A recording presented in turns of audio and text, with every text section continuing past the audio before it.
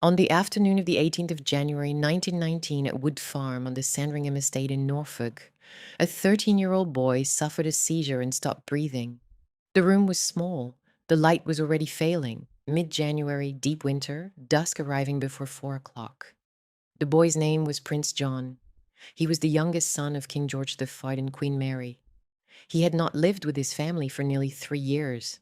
He had lived here, in this farmhouse on the far edge of the royal estate, with a governess who had become his entire world. She was with him when it happened. His parents were not. They were at the main house, less than 2 miles away. By the time they drove down, the child was dead. His mother stood over the body and noted how peaceful he looked. She wrote it in her diary that evening. Then she continued with the work of being queen. The boy in that farmhouse was a prince of the British Empire. His family was the most visible on earth, and almost nobody knew he existed. He had been removed, and quietly, deliberately, without public explanation, from a household that could not afford to show the world a child who did not fit its image. This is the story of the woman who made that decision, and of the dynasty that decision was designed to protect. A monarchy that looked unshakable from the outside and was consuming the people inside it. A family in which one son was hidden, another abdicated, and a third was broken by a crown he never wanted. And at the center, a queen who believed the institution was worth any price, as long as she was not the one who had to name what it cost. That scene at Wood Farm, the stillness of it, the governess waiting, the mother arriving to find a child already gone, did not come from nowhere. It was the product of a family, a system, and a set of beliefs about what monarchy required of the people who served it. To understand how a 13-year-old boy ended up living on the edge of a royal estate, cared for by a governess, while his family occupied the great house less than 2 miles away, you have to go back further than his birth, further than his parents' marriage, further even than the death that made that marriage possible. You have to go back to the world that produced Queen Mary, a world in which bloodline was architecture, marriage was statecraft, and private feeling was the one thing the crown could not afford. This is the story of a family that built the most visible institution in British life and spent 3 generations watching it consume the people inside it. It is the story of 6 children, 2 kings, 1 abdication, 1 hidden prince, and the woman at the center of all of it, a queen consort who believed, with absolute conviction, that the survival of the monarchy mattered more than the happiness of any individual who carried its name. Her name was Victoria Mary of Teck. The dynasty she helped harden still rules Britain today, and the cost of that survival was paid again and again by the people closest to her. She was born on the 26th of May, 1867, at Kensington Palace, the same palace where her distant cousin, the future Queen Victoria, had been born 48 years earlier.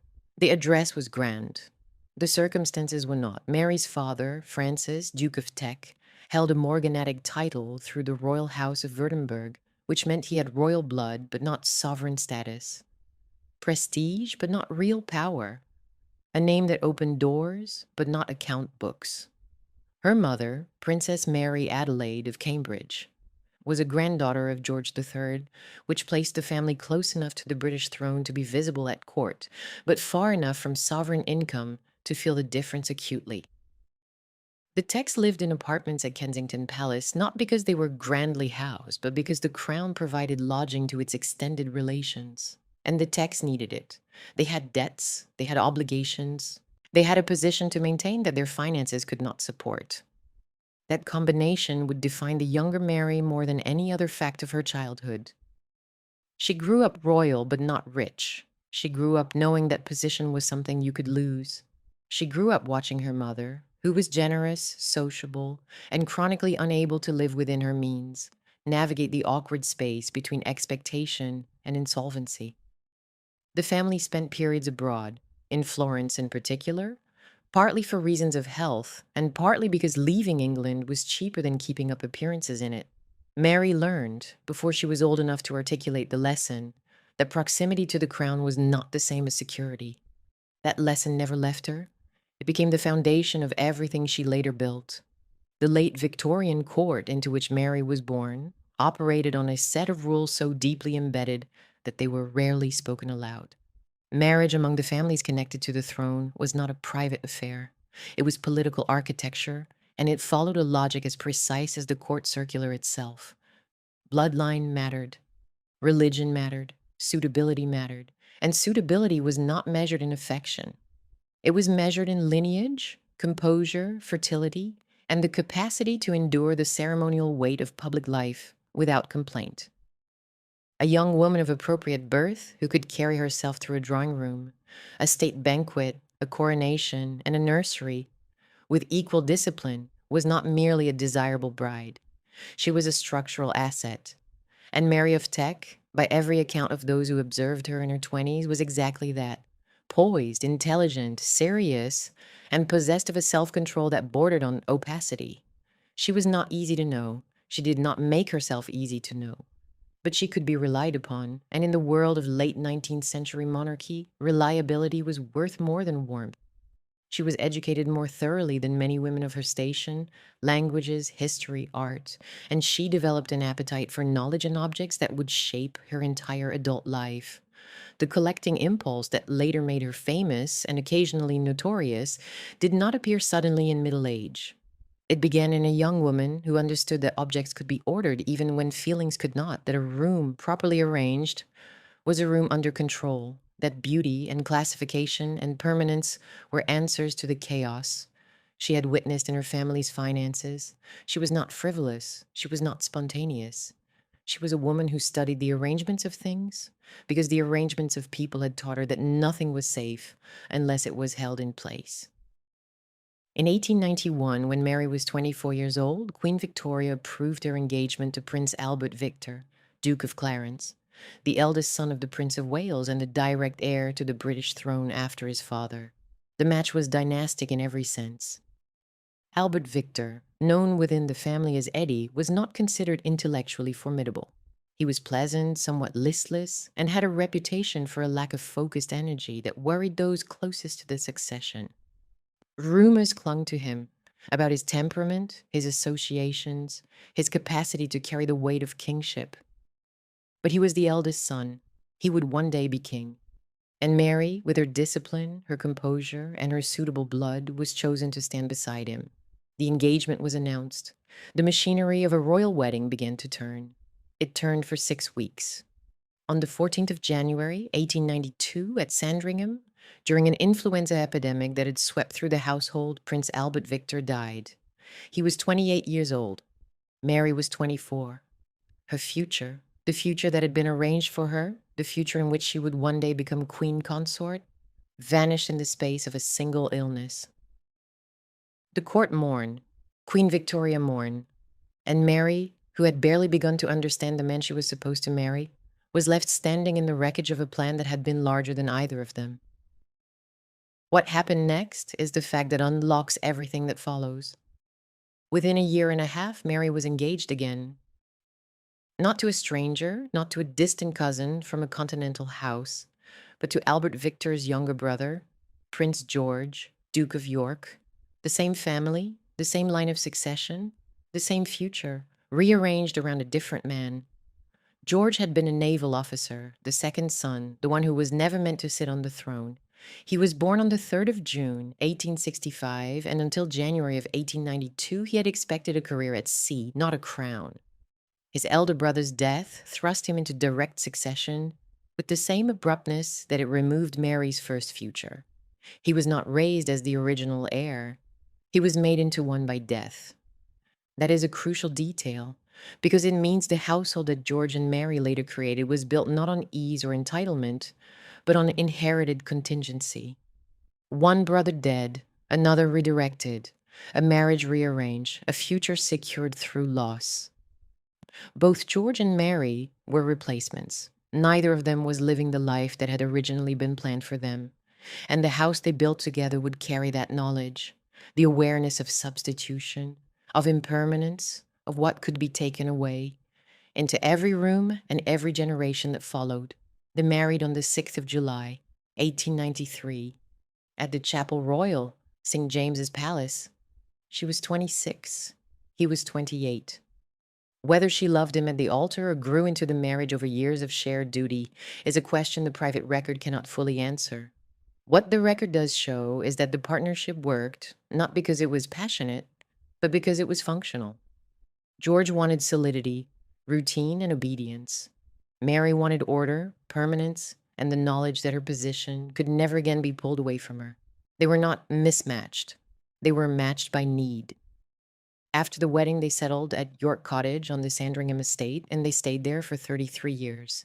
York Cottage was not a palace, it was a relatively small villa on the grounds of the much larger Sandringham house. Cramped, unremarkable, surprising to anyone who expected the future sovereign of the British Empire to live in something grander. George loved it. He loved its smallness, its routine, its proximity to the shooting. He did not love society. He did not love London. He did not love the performative aspects of royalty that his elder brother had once inhabited so effortlessly. Mary tolerated the cottage because she tolerated everything that the arrangement demanded. But her deeper emotional relationship was never with the cottage. It was with the larger structure of monarchy itself, with ceremonial, with inheritance, with the long chain of objects and traditions that connected the present to the past. York Cottage was where the children were born. It was not where Mary's spirit lived. The children began arriving almost immediately. Edward in 1894, Albert in 1895, Mary in 1897, Henry in 1900, George in 1902, John in 1905. 6 children in 11 years, each born at or near York Cottage, each entering a household that grew more crowded with every birth. The rooms were small, the corridors were narrow, the servants' quarters were stretched beyond reason. And yet George resisted every suggestion that they move to a larger house. He wanted the cottage. He wanted its containment. He wanted perhaps the illusion that his family could be managed the way he had managed a ship's crew, through proximity, routine, and a clear chain of command. Mary, who would have been more at home in a grander setting, deferred. She always deferred to the arrangement. That was the code. But Mary's real domestic passion went not into the cottage, but into the larger world of objects, inventories, and display that gave her emotional life its architecture. Throughout her years at York Cottage and later at Buckingham Palace, she spent long hours cataloging and arranging, supervising the placement of porcelain, studying the provenance of inherited furniture, corresponding with dealers and curators. The children were raised by nannies and governesses. Mary supervised the nursery with the same exacting eye she applied to a display case, checking standards, expecting order, correcting errors, but the day-to-day tenderness of small children was delegated. That was normal for a woman of her station and era, but it meant that the emotional texture of the children's earliest years was set not by their mother's hands, but by the household she had designed, a household in which affection was assumed rather than expressed, and correction was more visible than comfort. In 1910, when George became King George V and Mary became Queen Consort, the full machinery of imperial monarchy enveloped them. The coronation in 1911 was spectacle at its ceremonial height. Westminster Abbey filled with peers in ermine, foreign dignitaries, military officers, the full apparatus of an empire that stretched across a quarter of the globe. The court seasons at Buckingham Palace, the summers at Sandringham, the rituals at Windsor, all of it now rested on the partnership forged in that cramped cottage.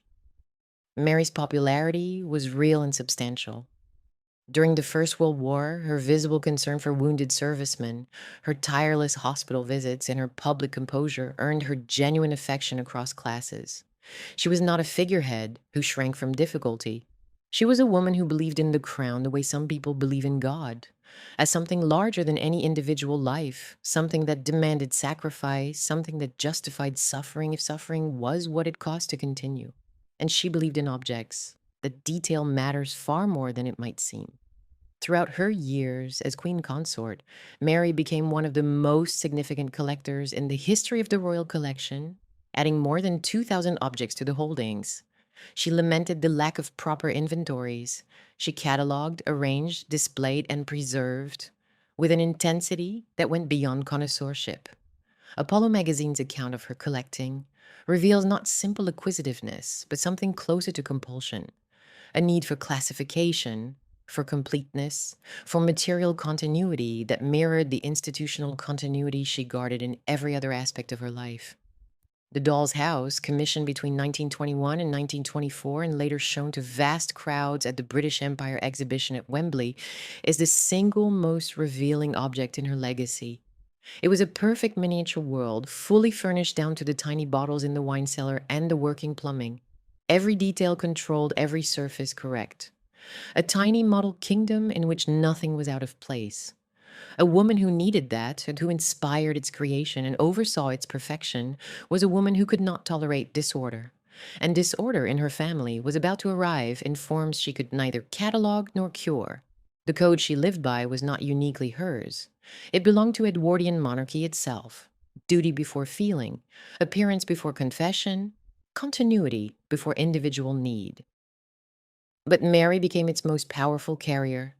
She did not merely follow the code, she embodied it, she enforced it, and she passed it on to 6 children who would each, in their own way, be shaped or broken by it. They built something that would last more than a century. What they could not build was a family that could survive it intact. Those 6 children arrived between 1894 and 1905, and each of them entered the world carrying a different weight. Edward, called David within the family, was born on the 23rd of June, 1894, at White Lodge in Richmond Park. He was the heir. He was the one the empire would watch, the one the photographs would follow, the one whose face would appear on stamps and newsreels and the front pages of a press that was learning decade by decade to treat royalty as spectacle. From early childhood, he was handsome, charismatic, and possessed of a restlessness that no amount of structure could settle. He wanted to be loved, not merely respected, not merely obeyed, but personally, warmly, visibly loved in a way that the household at York Cottage did not provide. George was stern with his sons. Mary was formal. The emotional temperature of the nursery was set by duty, not by tenderness, and Edward responded to that temperature by seeking warmth elsewhere. From the public, from admirers, from anyone who would give him what the family withheld. That hunger would define him for the rest of his life. It would make him the most adored Prince of Wales in modern memory. And it would eventually destroy his place in the dynasty, because what Edward wanted from life was the one thing the code could not permit: the primacy of private desire over public obligation. There is something about Edward that the viewer must hold from this moment forward. He was not wicked, he was not incapable. He was a man formed for prominence who lacked the interior architecture for sacrifice. He could dazzle a crowd and could not sit still inside a duty. That is not a moral failing. It is a mismatch. And the institution he was born to lead had no tolerance for mismatch. The second son, Albert, known as Bertie, was born on the 14th of December, 1895, at York Cottage, Sandringham, on the anniversary of Prince Albert's death, a date the family regarded as heavy with sorrow. Where Edward was confident, Bertie was anxious. Where Edward attracted attention without effort, Bertie shrank from it with every nerve in his body. A severe stammer afflicted him from childhood. Not a mild hesitation, but a visible, painful struggle with speech that made every public utterance an ordeal. In a family that existed to be seen and heard, in a monarchy that required its members to speak at banquets, at ceremonials, at the openings of Parliament, Bertie's stammer was not merely an inconvenience, it was an exposure. Every time he opened his mouth, the gap between what the institution demanded and what his body could deliver became audible. He was not the heir, he was the spare. And the relief of that position was enormous because it meant he might be allowed to live a smaller, more manageable life. A dukedom, defined duties, a good marriage, a household of his own, without the crushing visibility of the throne. What Bertie wanted was not greatness, it was adequacy. He wanted to do what was required without being destroyed by the doing of it. He wanted in some fundamental way to be enough. That wish, modest as it sounds, would prove impossible for the family to grant, because the family had another son waiting in front of him, and that son was building year by year a life that would one day collapse. And when it collapsed, the weight of the crown would fall directly onto Bertie's shoulders.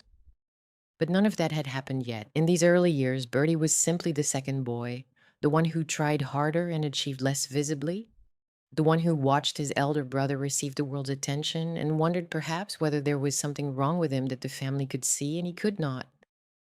Princess Mary, the only daughter, was born in 1897 and occupied a different space entirely. She was the child who most closely fulfilled expectations without detonating anything. Sensible, steady, dutiful. She carried the emotional weight that daughters in such families were expected to carry while holding less constitutional power than any of her brothers. Her marriage to Henry Lascelles, Viscount Lascelles, in 1922 at Westminster Abbey followed the pattern precisely. She did what was asked. She did not rebel. She did not stammer. She did not charm the world into loving her against the family's wishes. And in a saga where rebellion and dysfunction and hidden illness would define the central drama, Mary's steadiness rendered her partially invisible. Not unloved, but unnoticed, which in this family amounted to something close to safety. Prince Henry, the third son, born in 1900, took a military path and remained inside the dynasty's frame without pushing against it. Prince George, the fourth son, born in 1902, was the family's unexpected modernist, glamorous, socially assured, possessed of a different kind of royal masculinity. His marriage to Princess Marina of Greece and Denmark in 1934 would bring continental elegance to the Windsor name.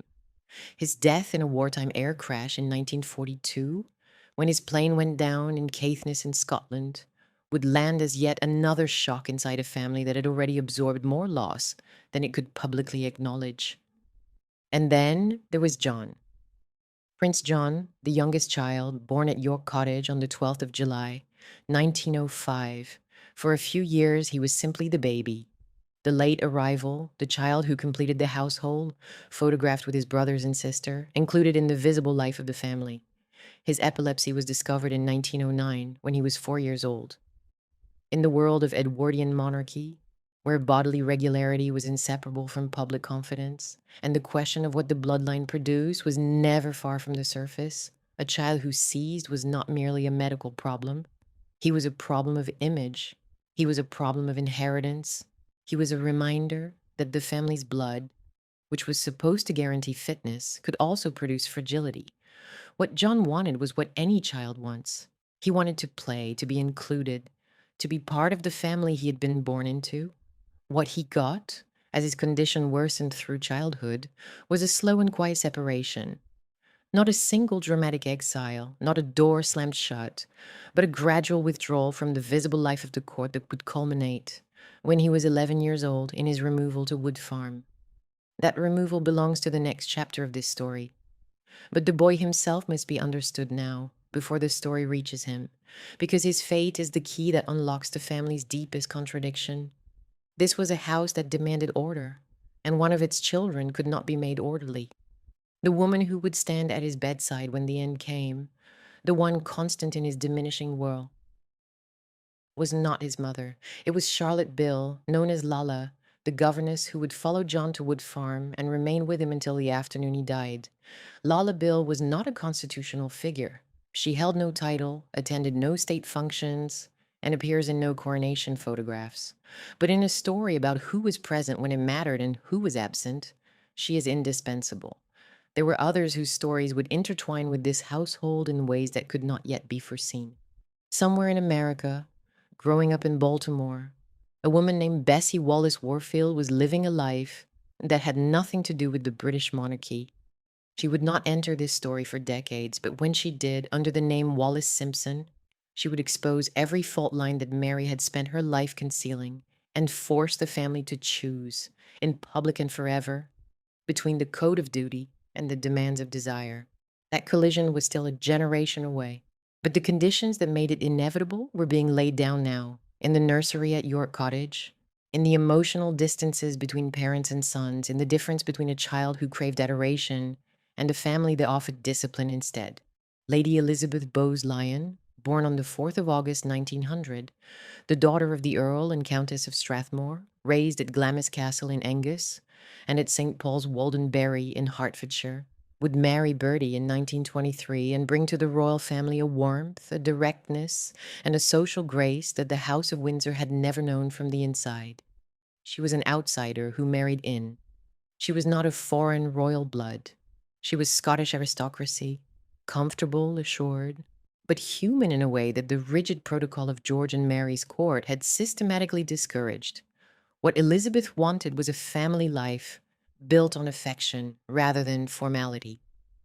What she got after 1936 was a crown she had never sought, and the slow knowledge that her husband's health was being consumed by a role he had never been built to carry. And then there was the granddaughter, the child who would inherit everything. Princess Elizabeth was born on the 21st of April, 1926, at 17 Bruton Street in Mayfair. She was third in line to the throne at birth, named in part for Queen Mary, and raised inside the smaller, warmer household that Bertie and Elizabeth created, the one the family called the Us Four. Queen Mary took the young princesses on educational outings, to galleries and historic sites. She helped shape the child's sense of history, of continuity, of what the crown required. The transfer was happening, not through lectures or explicit instruction, but through proximity, through example, through the quiet absorption of values that had been forged in bereavement and substitution decades earlier. The girl did not yet know what the code would cost. She would spend 70 years finding out. The household that contained all of these people took its public shape across the years at York Cottage and then, after 1910, inside the full ceremonial apparatus of the monarchy, Buckingham Palace for state, Windsor for tradition, Sandringham for retreat, Balmoral for summer. Outwardly, it was magnificent. The coronation of George V and Queen Mary projected an image of a family that knew exactly what it was doing and exactly what it was for. The photographs from those years show 6 children arranged around their parents, uniforms, white dresses, the grounds of Sandringham behind them. The image did what it was designed to do. It reassured. It projected continuity. It said, "This family is strong. This line is secure. This institution will endure." Inside York Cottage, the story was different. The house was cramped. The nursery was crowded. George's affection for his children, when it appeared, came wrapped in naval bluntness and a formality that could freeze a room. He inspected them. He corrected them. He expected them to stand when he entered and to answer when addressed. Later, several of the children would recall that their father's temper was the dominant weather system of their childhood. Unpredictable, sharp, and capable of reducing a small boy to silence with a single remark. Mary's love, and it was love, however difficult to reach, expressed itself through expectation rather than tenderness, through standards rather than embrace. She believed the children should be correct, composed, and conscious at all times of the institution they served. She did not hold them as often as she watched over them. The nursery was not a place of comfort, it was a place of preparation. Warmth was not absent from the household, but it was rationed, and it was conditional. And it was always subordinate to the overriding conviction that the monarchy came first. The result was a house in which every child was loved in theory and managed in practice, where praise was scarce and criticism was precise, where the line between parental concern and institutional expectation was so thoroughly blurred that the children could not always tell the difference. That confusion between being loved as a child and being assessed as an asset would follow each of them into adulthood.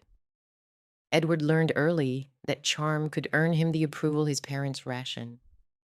Bertie learned early that effort alone was never enough.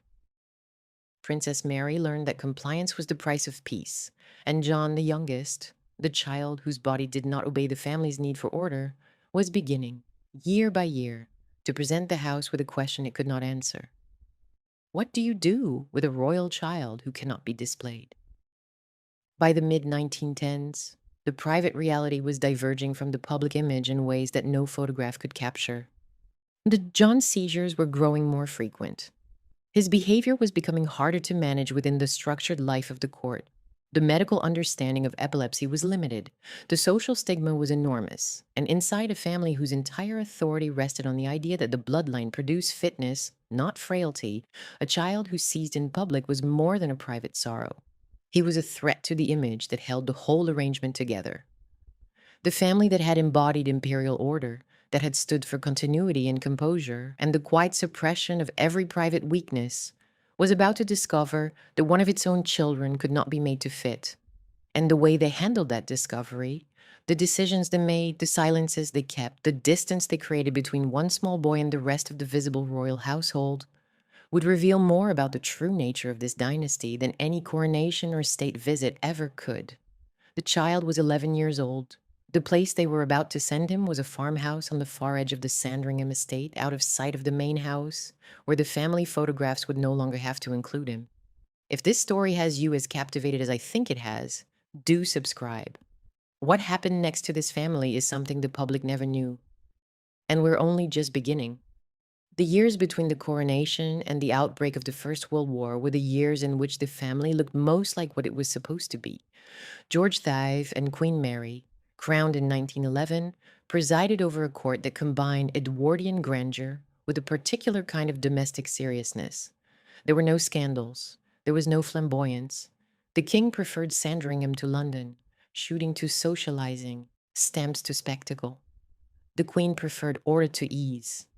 Together they presented a monarchy that was solid, predictable, and deeply reassuring to a nation that still believed the crown was the fixed point around which everything else could safely turn. The rhythms of royal life in those years had a seasonal architecture that would have been recognizable to any great landed family of the era, but amplified to imperial scale. Christmas and the New Year was spent at Sandringham, where the family gathered in the big house, and George could walk his coverts and shoot with the methodical pleasure of a man who found nature more agreeable than people. Spring brought the move to Buckingham Palace and the machinery of the London season, courts, levees, state dinners, the presentation of debutantes. Summer meant Windsor, and later in the year, Balmoral in the Scottish Highlands, where the rituals of grouse shooting, stalking, and Highland entertainment performed their annual function of binding the royal family to the landscape and traditions of Scotland.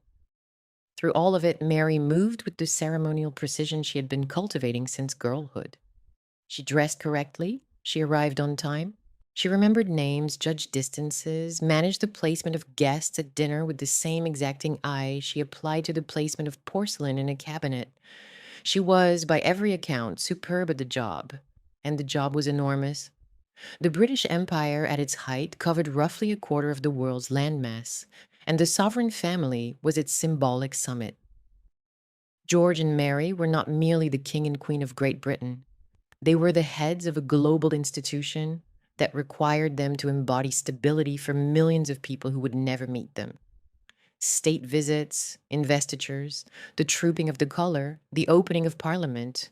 Each event was a performance in the oldest sense, a ritual enactment of continuity that depended on the participants appearing exactly as the role demanded.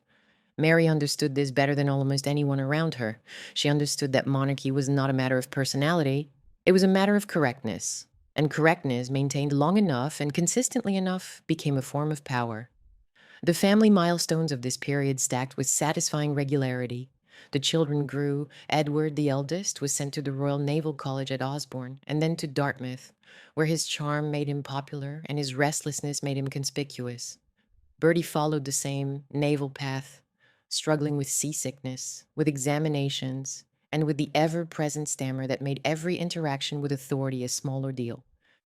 Princess Mary grew into a composed young woman whose public duties began early and whose private life remained by design uncontroversial. Henry and George moved through their own educations and military preparations, and John, for a few years yet, remained part of the visible family, a small boy photographed with his siblings. Included in the Christmas gatherings, present at Sandringham, Mary's collecting intensified during these years, and it deserves attention not as a footnote, but as a window into the emotional life of a woman who left very little of that life visible. She expanded the royal collection by more than 2,000 objects. She sought out furniture, miniatures, jewels, jade, and objets d'art, with a purposefulness that dealers found flattering and hosts occasionally found unnerving. There was a long-standing reputation, never entirely confirmed, never entirely denied, that when Queen Mary admired an object in someone's home, the object had a way of arriving at the palace shortly afterward. Whether that reputation reflected genuine acquisitive pressure or merely the nervous generosity of people who did not know how to refuse a queen is impossible to determine at this distance. What it does reveal is the intensity of her relationship with things. She needed to possess, to catalog, to arrange, to know that every piece was accounted for and in its right place. The Doll's House, that extraordinary miniature palace created between 1921 and 1924 by the architect Sir Edwin Lutyens, with contributions from more than 1,500 craftsmen and artists, was the purest expression of this impulse. Every room was perfect, every drawer opened. The wine cellar contained real vintage bottles in miniature. The library held tiny books written by real authors. It was a world that could be controlled completely, and Mary presided over its creation with a devotion that suggests she found in miniature perfection something that full-scale life could not provide. The happiness of these years was real, and the script must honor that before it can honestly narrate what followed. There were moments of genuine family warmth, George reading to the children, Mary arranging outings, the household assembling for Christmas, the ordinary pleasures of a large family in a country house, Princess Mary's coming out, Edward's growing public confidence, Bertie's dogged effort to meet every standard set for him. All of these were real. The public saw a family that worked, and the public was not entirely wrong. The family did work. It functioned. It produced heirs, fulfilled duties, maintained appearances, and projected an image of stability that helped hold the country together through the cataclysm of the First World War. The war years tested the family, and by the standards of institutional survival, the family passed. George and Mary visited hospitals, toured munitions factories, and showed themselves to a nation in agony with a consistency that was neither theatrical nor cold. Mary's wartime service, her visits to the wounded, her involvement with soldiers' relief, her visible presence in the public life of a country at war, earned her a popularity that had nothing to do with glamour and everything to do with reliability. She was there, she was working, she was not hiding inside the palace while the nation bled. In 1917, when anti-German sentiment threatened the legitimacy of a royal house that still bore the name Saxe-Coburg-Gotha, George made the decision to rename the dynasty Windsor, a name drawn from the English castle, a name that sounded like the nation it claimed to serve. Mary supported the change without hesitation. The institution's survival was what mattered. Names, like feelings, could be adjusted. The post-war years brought the milestones that looked from the outside like a dynasty consolidating its future. In 1922, Princess Mary married Henry Lascelles, Viscount Lascelles, at Westminster Abbey, the first royal wedding to receive widespread press attention and public celebration in the modern sense. The following year, in April 1923, Bertie married Lady Elizabeth Bowes-Lyon at the Abbey.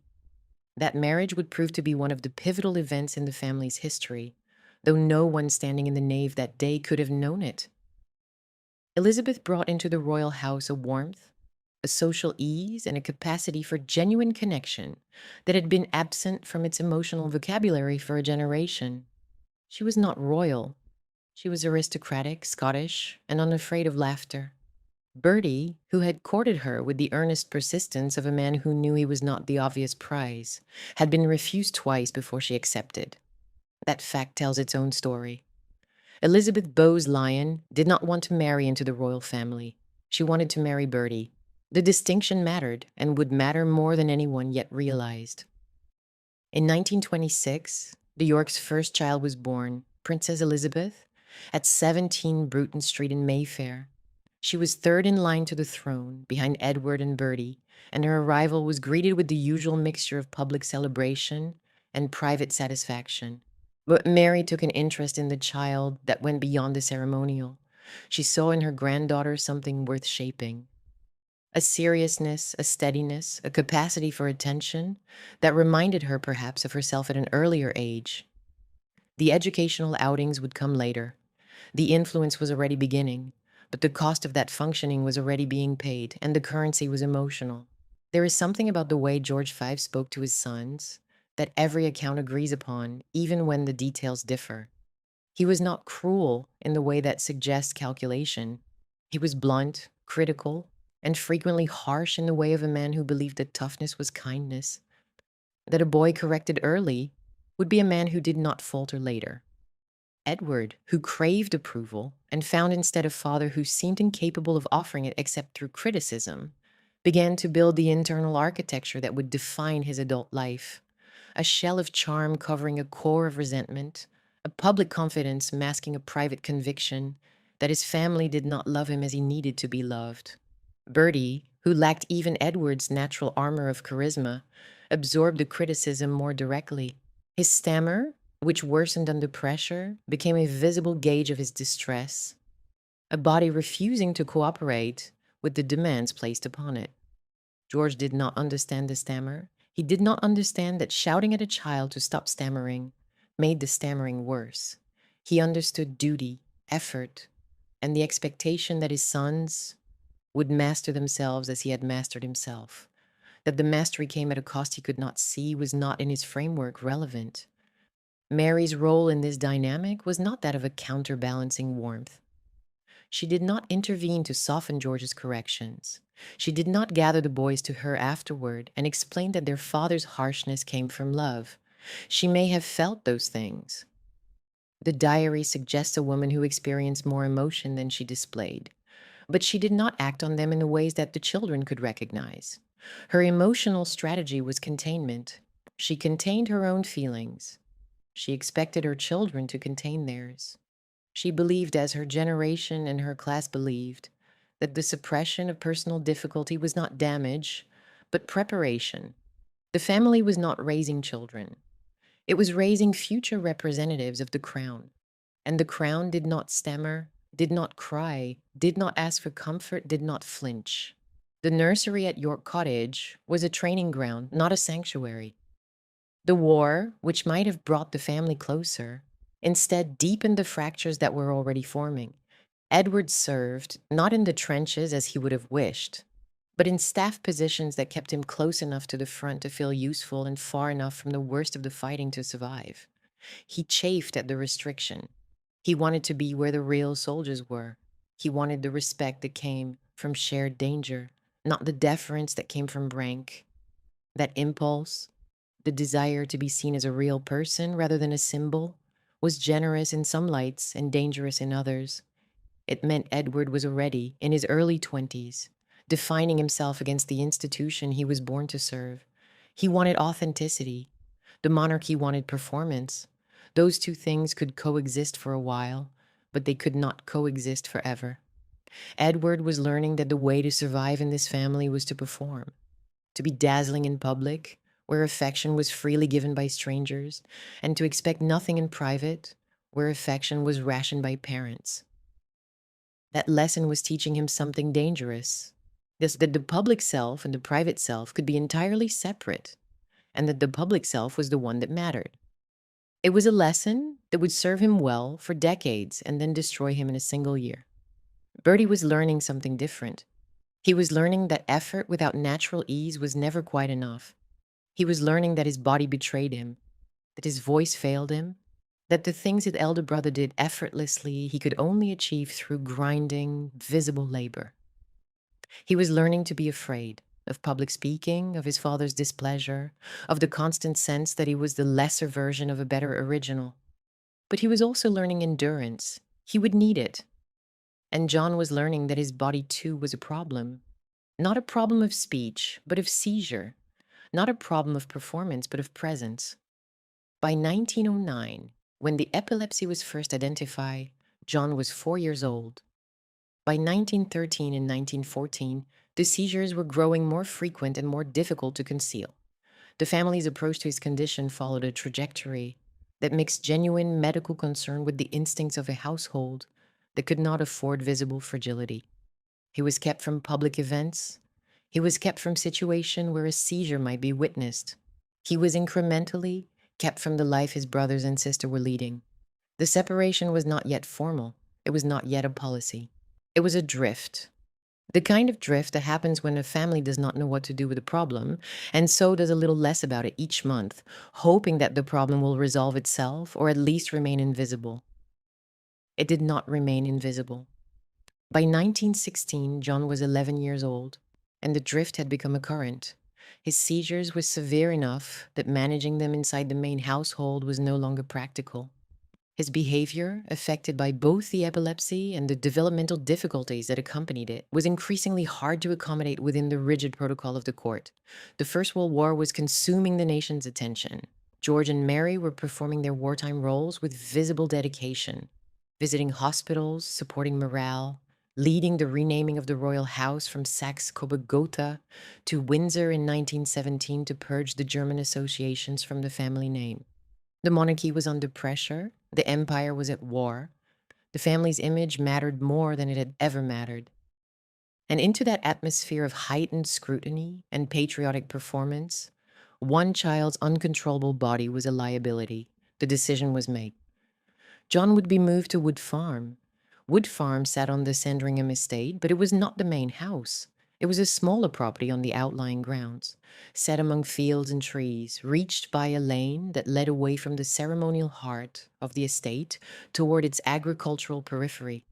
It was comfortable enough, a proper house with bedrooms and a kitchen and a garden, but it was not a palace, and it was not home in any sense that an 11-year-old boy would have recognized. The rooms were smaller, the people were fewer.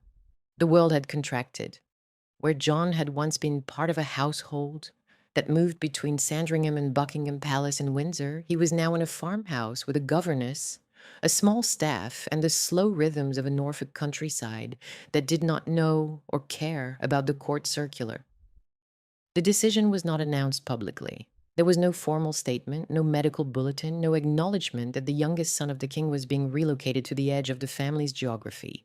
The move was presented, to the extent it was presented at all, as practical, a quieter environment for a boy whose condition required calm and routine. And there was truth in that presentation. The quieter setting may well have been better for John medically. Fewer people, fewer disruptions, fewer of the formal occasions that could trigger stress and seizure. But the question that the story must sit with is whether the move was made for John's benefit or for the family's. And the answer, almost certainly, is both. And that is precisely what makes it devastating. The answer almost certainly is both. And that is precisely what makes it devastating. The move to Wood Farm was not an act of unmixed cruelty. Queen Alexandra, George's mother, kept a garden at Sandringham where John could visit. Mary arranged for local children from the estate to be brought in as companions so that John would not be entirely alone. Siblings visited, though the visits grew less frequent as the years passed. Charlotte Lala Bill, the governess who had cared for Johnson's infancy, moved with him and became the constant of his diminished world, the one adult whose presence was guaranteed, whose attention was undivided, whose affection was daily rather than ceremonial. John had a household. He had care. He had a garden, companions, and a woman who loved him. He did not have his family. Not in the way that a child of 11 understands family as the people who live with you, who eat with you, who are present when you wake and when you sleep. He had been moved to the margins, and the margins, however well furnished, are still the margins. He was no longer in the family photographs. He was no longer at the family table. He was no longer part of the story that the monarchy told about itself. The boy who could not be displayed had been placed where display was not required. There is something about that arrangement that is worth sitting with for a moment. It was not unusual for the era. Families across Britain, aristocratic families in particular, routinely sent children with epilepsy, developmental disabilities, or mental illness to separate establishments. The institutions were sometimes dreadful. Wood Farm, by comparison, was humane. John was not locked away. He was not institutionalized. He was not forgotten in the way that some children of that period were forgotten. But the standard of the era does not erase the fact that a child was living apart from his parents while those parents occupied a house within walking distance. The distance was not geographical. It was emotional, institutional, and deliberate. And the child at the center of it was too young and too ill to have consented to the terms. For the rest of the family, John's removal accomplished what it was designed to accomplish. The visible household, the one that appeared in newsreels, in photographs, in the court circular, consisted of 5 children and 2 parents. The 6th child existed in a quieter register, known to the household staff, known to the estate workers, visited periodically, but absent from the public narrative. The machine of monarchy continued.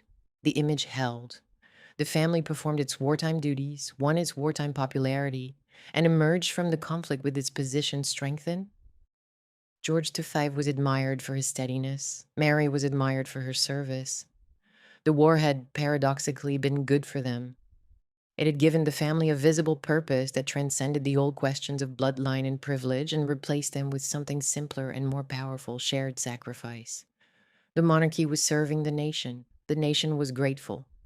And the child at Wood Farm, whose existence was the quiet contradiction of that image, continued to live his separate life with Lala Bill and the local children and the garden and the seizures that came and went, with no regard for the family's need for order. John lived at Wood Farm for nearly 3 years. On the 18th of January, 1919, 10 weeks after the armistice, in the deep of an English winter, he suffered a severe seizure and died. He was 13 years old. The details of that afternoon are spare but sufficient. John had been with Lala Bill. The seizure was sudden and fatal. By the time George and Mary motored down from the main house, the child was already gone. Mary's diary entry for that day is one of the few moments in the private record where her composure cracks just enough to let the reader see what lay beneath. She recorded the shock of the news. She recorded the drive to Wood Farm. She recorded the sight of Lala Bill and poor Lala, devastated in the small house where she had been the boy's world. And she recorded the strange piece of the child lying there, no longer seizing, no longer a problem that the family had to solve. The word she used was peaceful. The boy who had lived his last years apart from his family looked in death as though the struggle was over. Queen Mary wrote in her diary that the death was a relief. The word must be handled carefully. It was not the relief of a woman who did not love her child. It was the relief of a woman who had watched that child suffer seizures for a decade, who had seen the condition worsen, who had lived with the knowledge that no cure was coming and that every year would be harder than the last. It was also, inescapably, the relief of a woman who no longer had to manage the gap between the family's public image and the private reality of a sick child hidden at the edge of the estate. Whether Mary separated those two feelings, the maternal grief and the institutional relief, or whether they were fused inside her in a way she could not or would not examine, is a question that no diary entry can answer.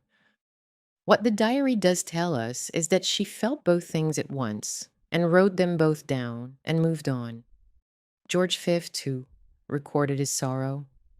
He was not a cold man in the way that later caricatures sometimes suggested. He was a man whose emotional range was narrow and whose expressions of feeling were clipped and formal, but he was not indifferent. John was his son. The boy's death was a loss, but the loss was absorbed into the larger rhythm of a family that had already learned, through Albert Victor's death, through the substitutions of 1892 and 93, through the entire culture of dynastic survival, that grief was something you experienced privately and moved through with composure. You did not break. You did not rearrange the household around your sorrow. You noted it, you felt it, and you continued. John was buried at the Church of St. Mary Magdalene on the Sandringham estate.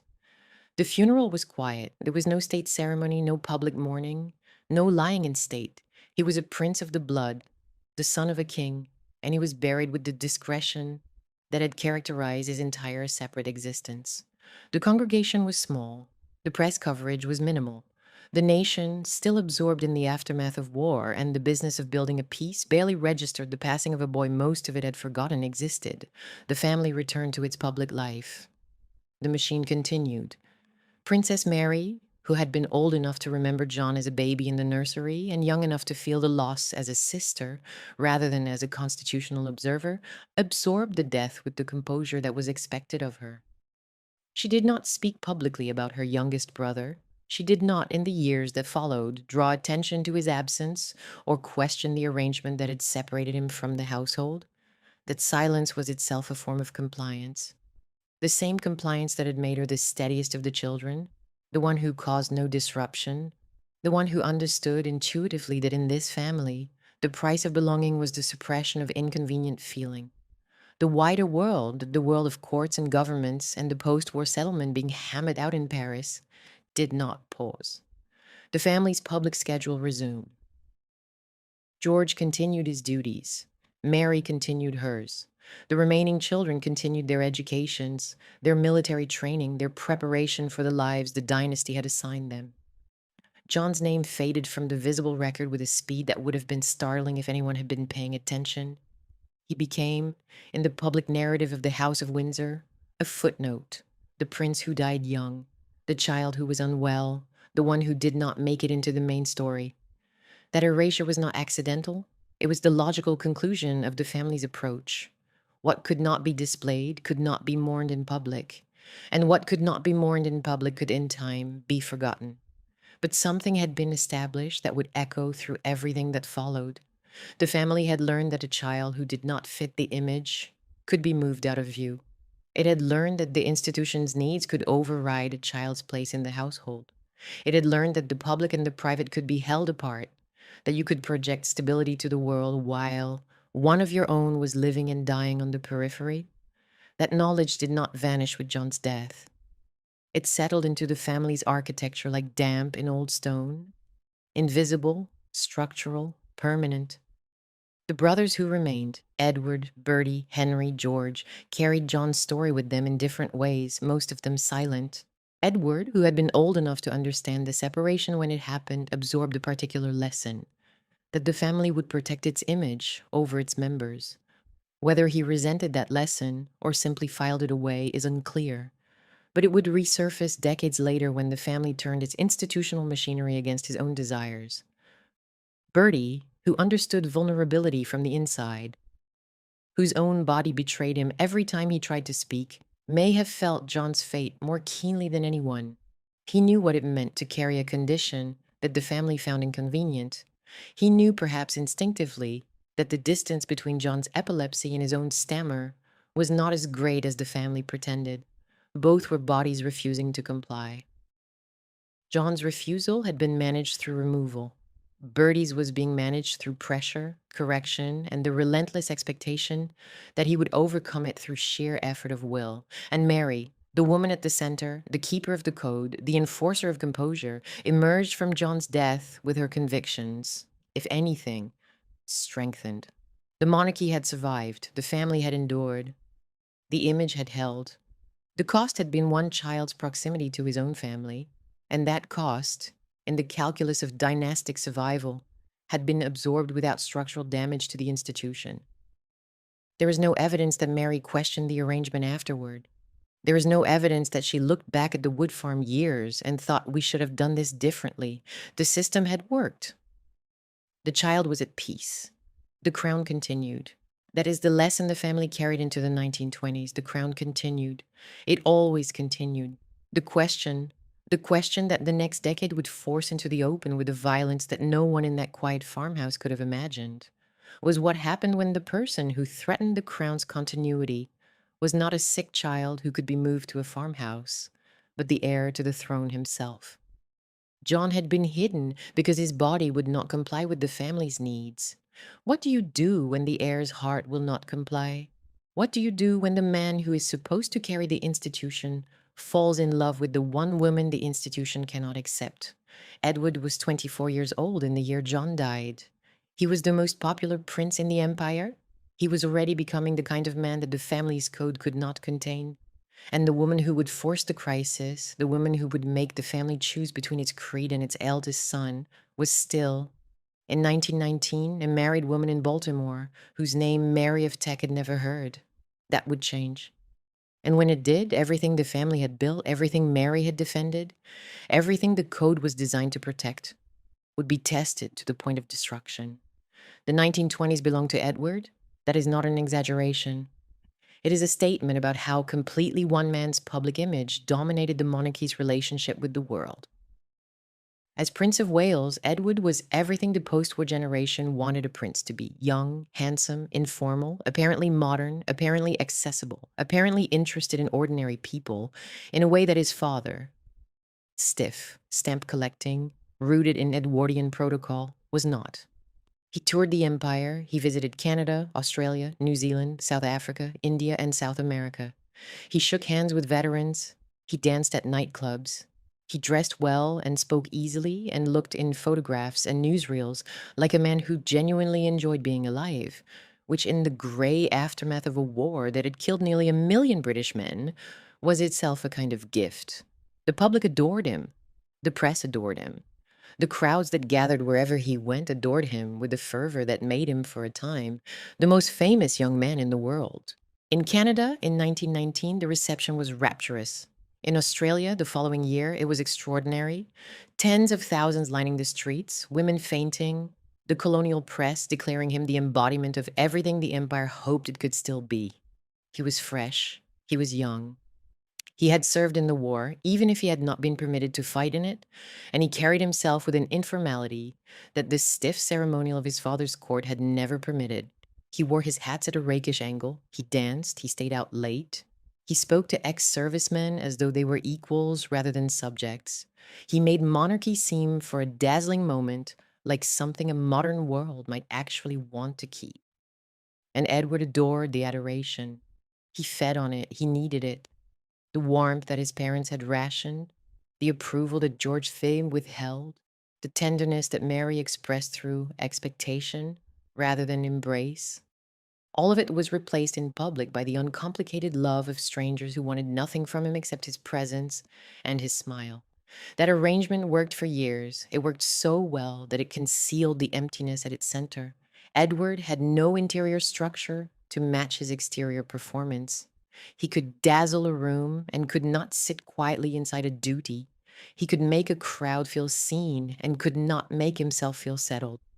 He came home from the tours exhausted, restless, and no closer to understanding what he actually wanted from his life, beyond the knowledge that had it not want what the family had planned for him. The charm was real. The restlessness beneath it was also real, and the restlessness was growing. His private life during these years was already a source of anxiety within the family, though the full dimensions of the problem were not yet visible. He pursued relationships with married women, a pattern that alarmed the court and infuriated his father but remained for the moment containable. George V's displeasure was vocal and direct. He told Edward to settle down. He told him to find a suitable wife. He told him in the blunt naval manner that was his only register for difficult conversations, that the heir to the throne could not behave as though he were a private citizen. Edward heard all of this. He did not listen.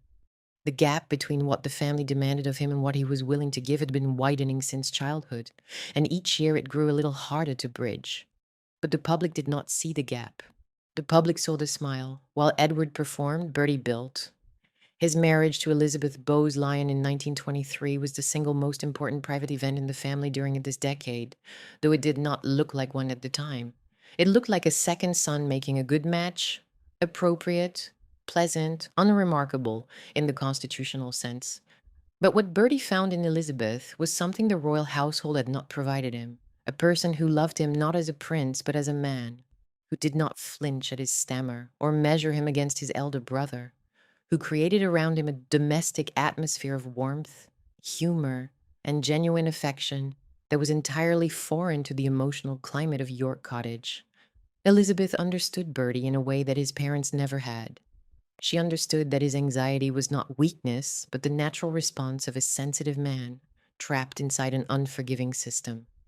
She understood that what he needed was not correction, but shelter. And she gave him shelter.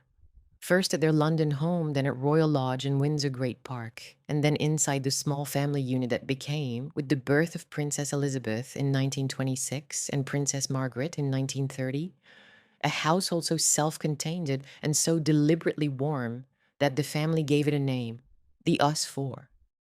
That phrase, the Us Four, is one of the most revealing details in the entire saga. It tells you that the Yorks knew they were different from the wider royal family. It tells you they had consciously created something apart, a zone of affection inside a larger structure of formality. It tells you that Bertie and Elizabeth understood, even if they never said it in so many words, that the way George and Mary had raised their children was not the way they intended to raise their own. The Us Four was a correction. It was a quiet, private, domestic correction of the emotional damage that the previous generation had inflicted. And it worked. Princess Elizabeth grew up loved, stable, secure, and surrounded by parents who held her rather than inspected her. That stability would prove essential because the little girl growing up inside the us four was about to inherit the consequences of everything her grandmother's generation had set in motion. Mary, meanwhile, was becoming something more than queen consort. She was becoming the keeper of the dynasty's memory and the enforcer of its standards. Her influence did not diminish as her children grew. It deepened. She took Princess Elizabeth and Princess Margaret on educational outings to the Tower of London, to galleries, to historic sites, not as a doting grandmother making conversation, but as a woman who believed that the child's understanding of history, tradition, and institutional continuity was a matter of national importance. Whether Elizabeth fully absorbed those lessons in childhood or came to understand them only later is unknowable. But the transfer was happening. The values that Mary had learned through bereavement, substitution, and the suppression of private feeling were being passed to the next generation. The code was being carried forward. Princess Mary, the only daughter, had married and moved into her own life as Viscountess Lascelles and later Countess of Harewood. She remained a visible working member of the royal family, dutiful and steady, fulfilling the engagements that were asked of her without complaint or drama. Her function in the family story during the 1920s and early 30s was that of the sibling who proved the system could work, that a child of George and Mary could absorb the family code, perform the expected role, and emerge intact. She was evidence that the problem was not the code itself, but the particular people who could not live inside it. That at least was how it appeared. Whether Princess Mary's compliance cost her something that she chose never to show is a question that her public composure made impossible to answer. Prince Henry continued his military career. Prince George, the fourth son, moved through the social world of the 1920s and early 30s with an ease and glamour that none of his brothers could match. He was artistic, sociable, and drawn to circles that the court regarded with suspicion. He had friendships and associations that pushed against the boundaries of what the family considered appropriate, though the details remained carefully managed by a household that had long practice in keeping inconvenient truths out of public view. His marriage to Princess Marina of Greece and Denmark in November 1934 at Westminster Abbey was a brilliant social event. Marina was beautiful, cosmopolitan, and possessed of a European royal pedigree that reassured the dynastic purists. The match was celebrated. The couple was admired, and Prince George's earlier complications were folded neatly into the private archive, where the family stored the things it preferred not to discuss. By the early 1930s, the family's position looked from the outside as secure as it had ever been. George V was approaching his silver jubilee, which he celebrated in May 1935 with a procession through London that drew crowds so vast and so affectionate that the king himself was moved. He had not expected the warmth. He had not thought himself popular. He had thought himself dutiful, which was a different thing. And he was surprised to discover that the nation had come to love him precisely for the qualities that made him undramatic. His steadiness, his seriousness, his refusal to be anything other than what the role required.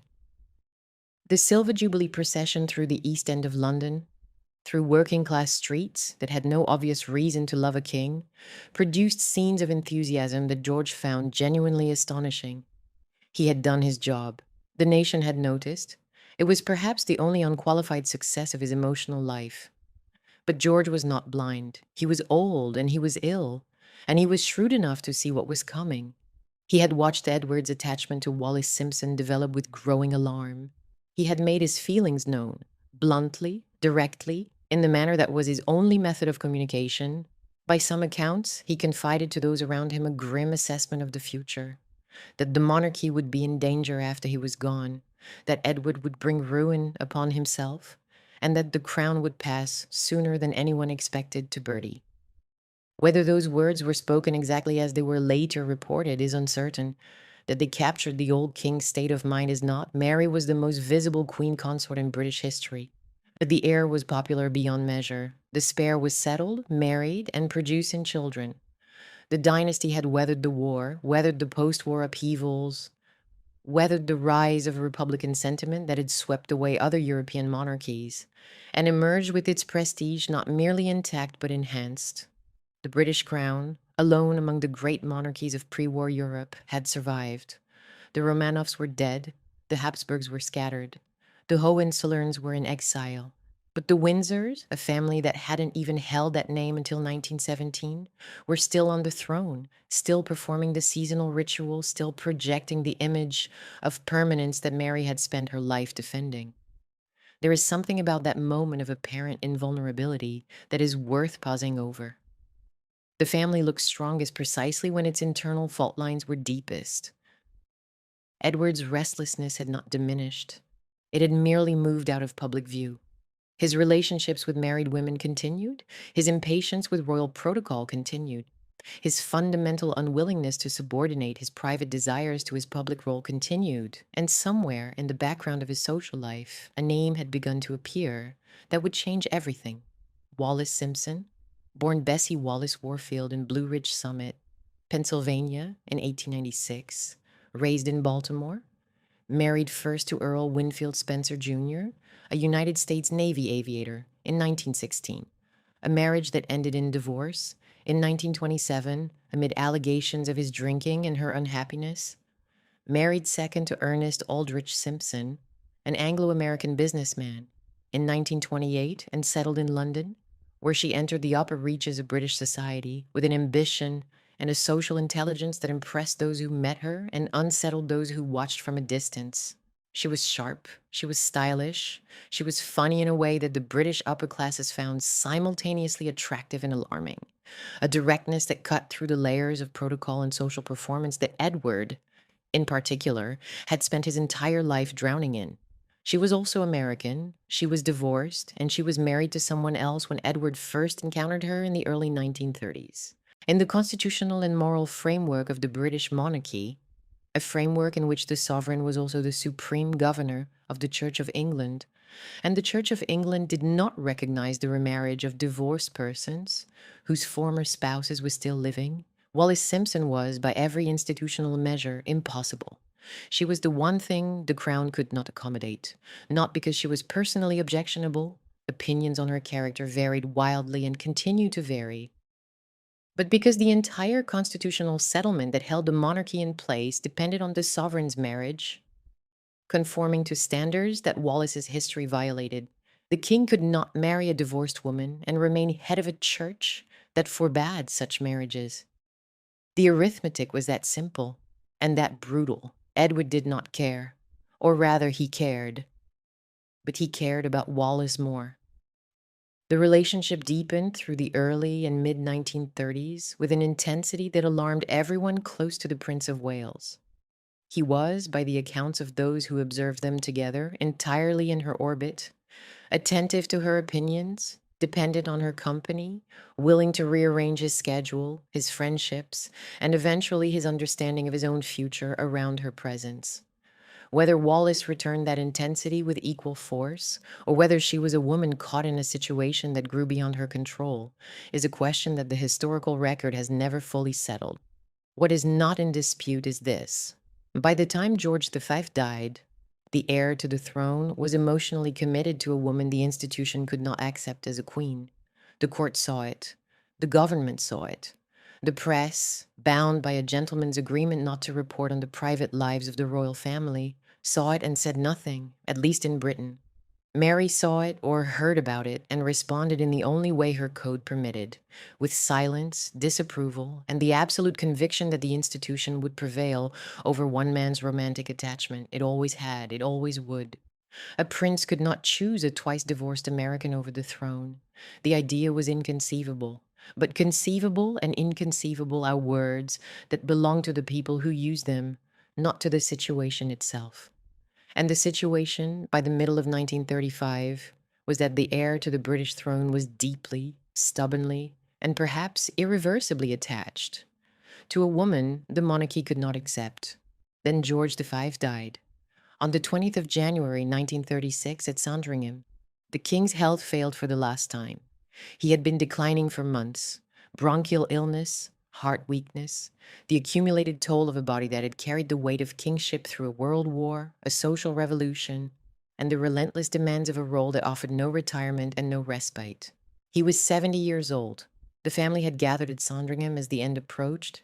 Mary, the children, the household staff, the physicians, the machinery of death in a great house, operating with the same quiet efficiency that had governed every other ceremony of the reign.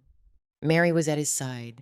She had been at his side for 42 years, through the cottage and the coronation and the war and the children and the endless grinding routine of monarchy. Whatever their marriage had been, arranged, functional, deepening over time into something that looked from the outside like habit and from the inside like something harder to name. It was ending in a bedroom at Sandringham in January, in the failing light of a Norfolk winter. The Bishop of Norwich came to pray. The Privy Council was notified. The radio prepared to tell the nation. And at 5 minutes to midnight, George V died. His last coherent words, according to the accepted account, were recorded by his physician. The nation learned of the death. The following morning, the flags dropped to half-mast. The machinery of mourning engaged, and inside the house, the family confronted the reality that had been approaching for months but still landed with the force of a thing that could not be undone. Mary was 68 years old. She had been queen consort for 25 years. She had married a man who was not the man she was originally meant to marry, raised 6 children under a code that valued duty above all things, buried one of those children after years of enforced separation, watched another become the most adored and most unreliable prince in living memory, and maintained through all of it a composure so complete that even those closest to her could not always tell what she was feeling. Now she was a widow. The partnership that had defined her adult life was over, and the man who had stood between Edward and the uncontested power of the throne was gone. The shift in the family's center of gravity was immediate. Edward was now King Edward VI. He was 41 years old. He was unmarried. He was in love with Wallace Simpson. And every person inside the household who understood what that meant felt the temperature of the room change. The paternal authority that had contained Edward's instability, imperfectly, incompletely, but with the weight of a reigning king behind it, and was gone. George had been the wall. The wall had fallen, and behind it was a man who had already decided what he wanted, even if he had not yet admitted it to the family. Mary's grief was real, but channeled. She mourned George with the same disciplined restraint that characterized everything she did. She wore black. She withdrew from public life for the appropriate period. She occupied herself with the arrangements that followed the king's death, the lying in state at Westminster Hall, where hundreds of thousands of people filed past the coffin in a display of public mourning that confirmed one last time that the family's compact with the nation had held. The funeral at Windsor, the settling of the household, the slow, methodical reorganization of a life that had been defined for 4 decades by partnership and was now defined by absence. But beneath the grief, something harder was forming. Mary had lost her husband. She had not lost her convictions. The crown must survive. The institution must continue. The personal feelings of any one member of the family, including and perhaps especially the new king, was subordinate to that imperative. She had lived that belief since 1892, when she was redirected from one brother to another without being permitted to grieve the first on her own terms. She was not about to abandon it now because her eldest son was in love. George V had been king for 25 years. In that time, he and Mary had together navigated a world war, the collapse of 4 European empires, the Easter Rising, the general strike, the Depression, and the slow transformation of the monarchy from a political institution into a ceremonial one that drew its power from symbol rather than statute. They had done it through stubbornness, routine, and the absolute refusal to deviate from the code. Now the code was Mary's alone to defend, and the person threatening it was her own child. The paths were now diverging with a clarity that could no longer be ignored. Edward, as king, moved toward Wallace with accelerating momentum. He saw her constantly. He included her in his social life with a visibility that appalled the court. He had, by several accounts, already begun to contemplate what had previously been unthinkable, that he might have to choose between the woman and the crown, and that if forced to choose, he would choose the woman. The constitutional machinery surrounding the throne, the prime minister, the cabinet, the Archbishop of Canterbury, the Dominion governments, was beginning to engage with the problem, though the public still knew nothing. The British press maintained its silence. The American press did not, and the contrast between what was being said about Edward in New York and what was being said about him in London was becoming week by week more grotesque. Bertie, who understood what abdication would mean before anyone said the word aloud, lived through 1936 in a state of mounting dread. He did not want the throne. He had never wanted the throne. His entire adult life had been built on the assumption that Edward would reign and Bertie would serve. As Duke of York, as a dutiful second son, as a man who could manage his stammer and his anxieties within the defined limits of his supporting role. He had worked for years to find his place inside the family structure without being crushed by it. He had found therapists for the stammer, most notably Lionel Logue, the Australian speech therapist whose methods had given Bertie, for the first time in his life, the experience of speaking without terror. He had found a wife who loved him. He had found a domestic life that worked. He had built, brick by careful brick, a version of royal existence that he could inhabit without being destroyed by it. The idea that he might have to become king was not merely frightening, it was existentially threatening. It meant that everything he had constructed, the us four, the domestic warmth, the manageable scope of his responsibilities, the fragile confidence that Logue and Elizabeth had helped him build, would be destroyed. He would be exposed. His stammer would be the nation's stammer. His anxiety would be the nation's anxiety. Every public appearance would be a test. Every speech would be an ordeal, broadcast to millions. And his wife, who had married a duke and not a king, would be forced into a role she had explicitly refused the first 2 times Bertie proposed, precisely because she feared what proximity to the throne would cost them both. Elizabeth had said no twice. She had said yes the 3rd time because she loved Bertie, not because she wanted the life that came with him.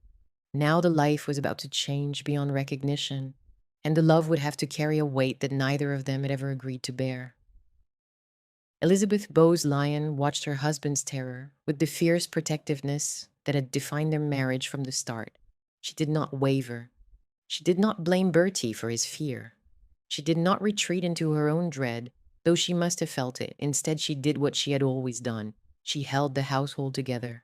She maintained the routine of the us four. She shielded the children from the worst of the anxiety. She was, in those months, the structure that kept Bertie upright, not the institution, not the code, not duty in the abstract, but one woman's refusal to let her husband be destroyed by a crisis he had not created. But she also understood, with a clarity that Bertie himself may not yet have possessed, that if Edward abdicated, there would be no choice. Bertie would become king. Elizabeth would become queen. And their daughters, Princess Elizabeth, who was 10 years old, and Princess Margaret, who was 6, would move from the shelter of the us four into the full exposure of the sovereign family. The elder daughter would become heiress presumptive. Her life would be rewritten before she was old enough to understand the full terms of the new arrangement. Elizabeth Bowes-Lyon had never wanted to be queen. She had wanted to be Bertie's wife. The distinction, which had seemed manageable for 13 years, was about to be rendered meaningless. Princess Elizabeth herself, in the autumn of 1936, was aware that something was wrong without grasping the constitutional mechanics of what was happening. She was old enough to sense the tension in the adults around her.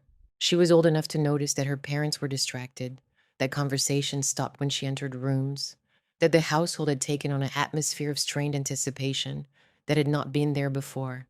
She was not old enough to understand that her uncle's love life was about to alter the course of her entire existence.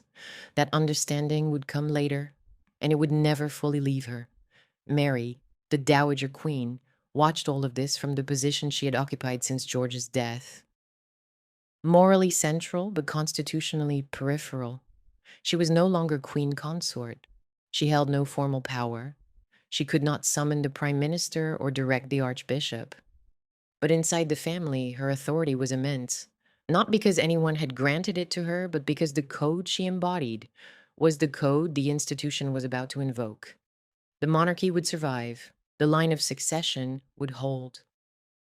The personal desires of one man, even a king, could not be permitted to override the accumulated weight of duty, tradition, and constitutional obligation that had been building since before Mary was born. She had watched one child removed from the family because his body did not comply with the institution's needs. She was now watching another child, the eldest, the most loved by the public, the one who had been given everything, prepare to remove himself because his heart would not comply either.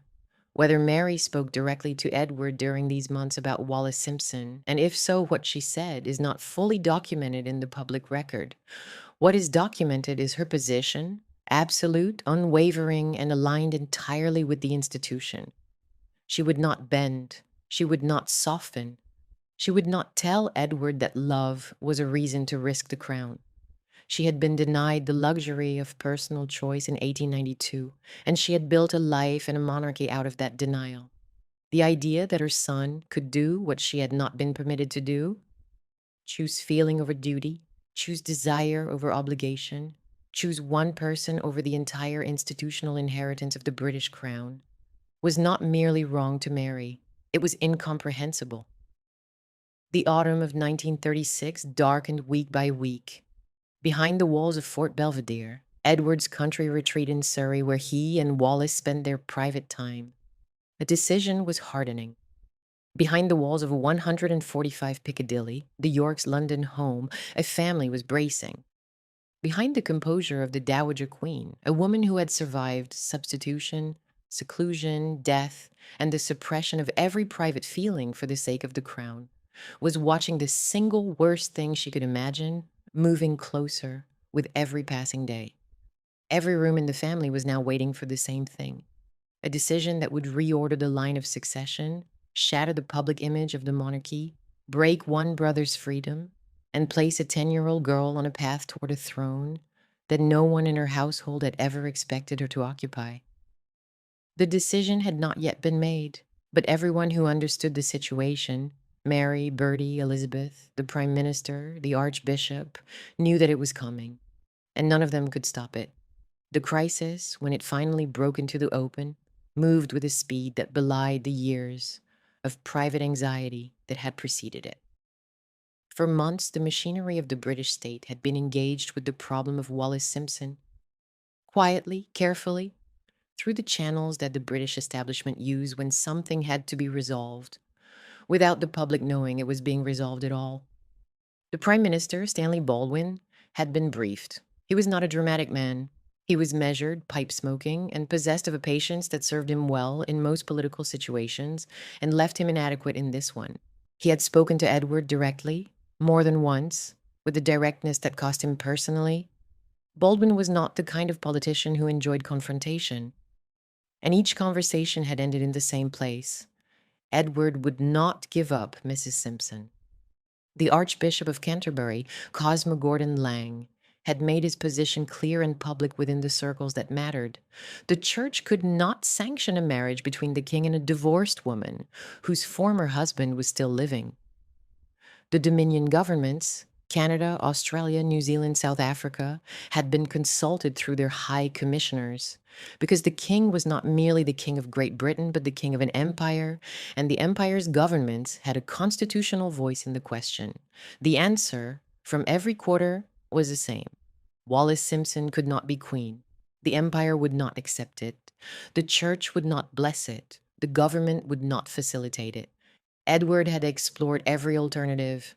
A morganatic marriage in which Wallace would become his wife but not his queen, holding a lesser title, her children excluded from the succession, had been proposed and rejected. Baldwin told the king plainly that Parliament would not pass the necessary legislation.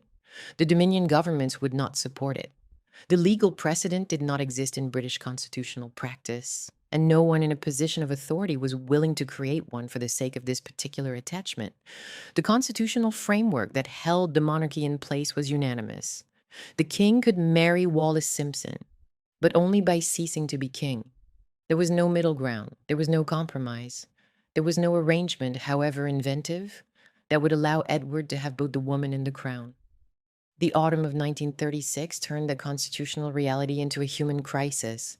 Edward at Fort Belvedere was making his decision. He had been king for less than a year. He had not yet been crowned. The coronation was scheduled for May 1937.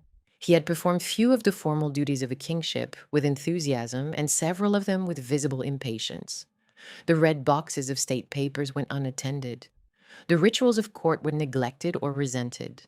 The machinery of monarchy which depended on the sovereign's willing participation, was grinding against a man who did not want to be the machine's operator. He wanted to be a person.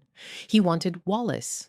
And the institution, which had been built over centuries to absorb, contain, and outlast the personal desires of the individuals who served it, was discovering that it could not absorb this. In early December, the British press finally broke its silence. The gentleman's agreement that had kept the story out of British newspaper, an agreement that had held for months while the American, French, and continental press reported every detail with fascinated incredulity, collapsed after the Bishop of Bradford made remarks about the king's need for divine grace that the newspapers interpreted as a signal that the dam could break, and break it did. On the 3rd and 4th of December, the British public learned, through banner headlines and breathless reporting, what the rest of the world had known for months. The king was in love with a divorced American woman, and the future of the monarchy was in doubt. The shock was enormous. For a nation that had been kept in almost complete ignorance of the crisis, the revelation was not merely surprising but disorienting. The public had been told nothing. They had seen Edward's photograph in the papers, had cheered him at public events, had believed the monarchy was stable and its future secure. Now they were told that the man they had adored as Prince of Wales was preparing to give up the throne for a woman most of them had never heard of. The reaction split along lines of generation, class, and temperament. Some sympathized with a man in love. Some were appalled at the dereliction of duty. Some simply could not process the information fast enough to form a settled view. But the constitutional reality cut through every personal opinion. The king could not marry Mrs. Simpson and remain king. He had to choose. And the choosing, it was becoming clear, had already happened inside Edward's mind. The public was being told about a decision, not consulted about one. Inside the family, the choosing had already begun, and it was tearing the household apart along the exact lines that Mary's code had predicted it would. Edward was resolute. He would not give up Wallace. He would not submit to the institutional logic that said his feelings were subordinate to his role. He would not do what his mother had done in 1892. Accept the arrangement, suppress the feeling, serve the crown. He would do the opposite. He would choose the feeling. And in doing so, he would break the code that had governed his family for as long as any of them could remember. Mary's response was not theatrical. It was glacial. She did not rage. She did not plead. She did not appeal to Edward's emotions, because the code she lived by did not acknowledge that emotions were relevant to questions of duty. Her position was structural, not sentimental. The crown must survive. The king's first obligation was to the institution, not to himself. If he could not fulfill that obligation, then the institution would find someone who could. She had been rearranged once when Albert Victor died and George took his place. The institution could rearrange itself again. It would be painful, it would be damaging, but it would survive because the institution always survived, and that was the only thing that mattered. Bertie, at 145 Piccadilly, was living through the worst weeks of his life. He could not eat, he could not sleep. His stammer, which had been brought under fragile control through years of work with Lionel Logue, was worsening under the pressure. He went to see Edward at Fort Belvedere and found his brother unreachable, fixed on Wallace, fixed on his decision, unwilling or unable to engage with the consequences of what he was about to do. Bertie left those meetings shattered. He knew what was coming. He knew that the weight was about to fall on him, and he knew, with a certainty that went deeper than fear into something closer to despair, that he was not equipped to carry it. He was 41 years old. He had a stammer. He had a wife and 2 daughters. He had a life that fit him. And it was about to be taken away. Elizabeth Beausoleil held. She held her husband. She held her household. She held the routine of the children's lives as steady as she could, while the ground beneath the family shifted. She did not forgive Edward, not then, and by many accounts not ever. She understood, with the practical clarity that had always defined her, that Edward's choice was not merely a romantic gesture. It was an act of transfer. He was not simply giving up the throne. He was giving it to Bertie. He was placing on his younger brother's shoulders a burden that Bertie had never sought, was not prepared for, and might not survive. Elizabeth saw that transfer for what it was, and she carried the knowledge of it for the rest of her life. The warmth she had brought into the royal family did not extend to the man who had, in her view, broken her husband. The first 10 days of December 1936 were the days in which the monarchy held its breath. Baldwin shuttled between Downing Street and Fort Belvedere. The cabinet met. The Dominion governments confirmed their positions. The Archbishop prepared his statement. The legal instruments of abdication were drafted. And inside every house that contained a member of the royal family, the same question hung in the air. Would he actually do it? Would the King of England, the Emperor of India, the head of the most enduring monarchy in Europe, voluntarily give up the throne because he could not live without one woman? The mundane details of those final days carry their own weight. At Fort Belvedere, Edward dined with friends and with Wallace. The house was comfortable, a castellated country retreat in Surrey that Edward had renovated with care, a place he genuinely loved, filled with the personal touches that Buckingham Palace's ceremonial grandeur did not permit. There were fires in the grates.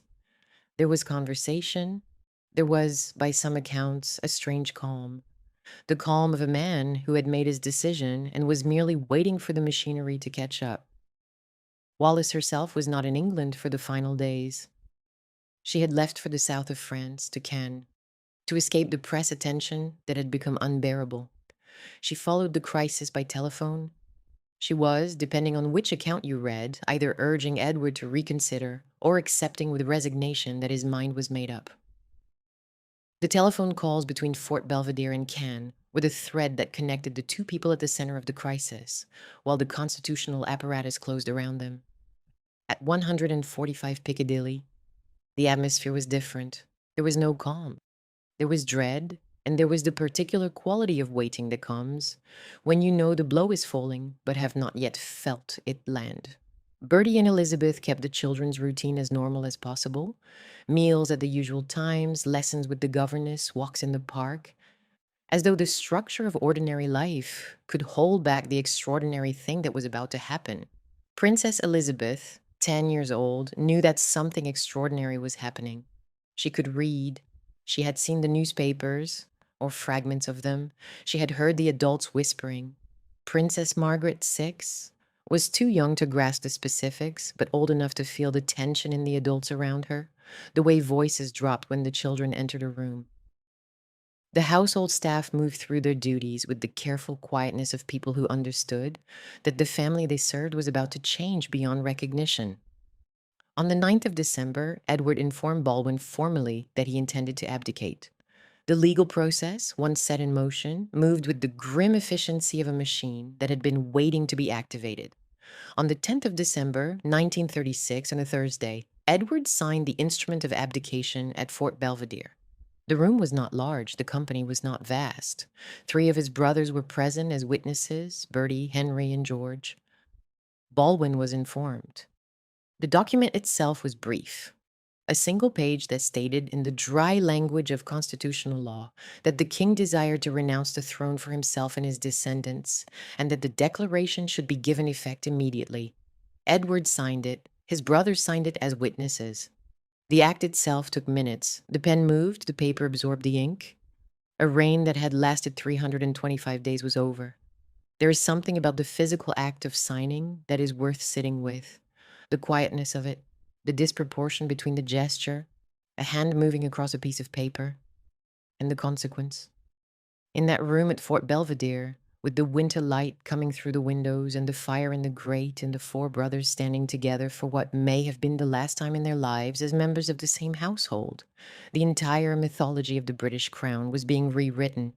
The eldest son was giving up what the second son had never wanted and now could not refuse. The 3rd and 4th sons were standing as witnesses to a transfer of power that none of them had imagined when they were boys together at York Cottage, when the nursery was crowded and the future seemed fixed, and the family's only hidden problem was a small boy whose seizures could not be controlled. Now the family's problem was not hidden. It was signed, dated, and about to be broadcast to the world. Bertie signed his name as witness. By several accounts, his hand was steady, but his composure afterward was not. He knew that the document he had just witnessed did not merely record his brother's departure. It recorded his own conscription. The crown was now his. The weight was now his. The exposure, the speeches, the cameras, the relentless demands of a role designed for someone with more confidence, more ease, more natural authority than he had ever possessed. All of it was now his to carry until he died. Or the institution released him, and the institution did not release anyone. Edward, by contrast, appeared calm. He had made his choice. The struggle, for him, was over. What remained was performance. One final broadcast, one final crossing, one final departure. He had chosen love. He had chosen Wallace. He had chosen himself. Whether that choice was courageous or selfish, romantic or reckless, an act of integrity or an act of desertion, is a question that has never been settled and probably never will be. What is not in question is that Edward believed in that moment that he was doing the right thing. He was choosing the woman he loved over an institution he had never loved. And the institution, which had survived the death of princes, the madness of kings, civil wars, and the collapse of empires, would survive this too. Bertie left Fort Belvedere that afternoon, knowing that he would wake the next morning as a king.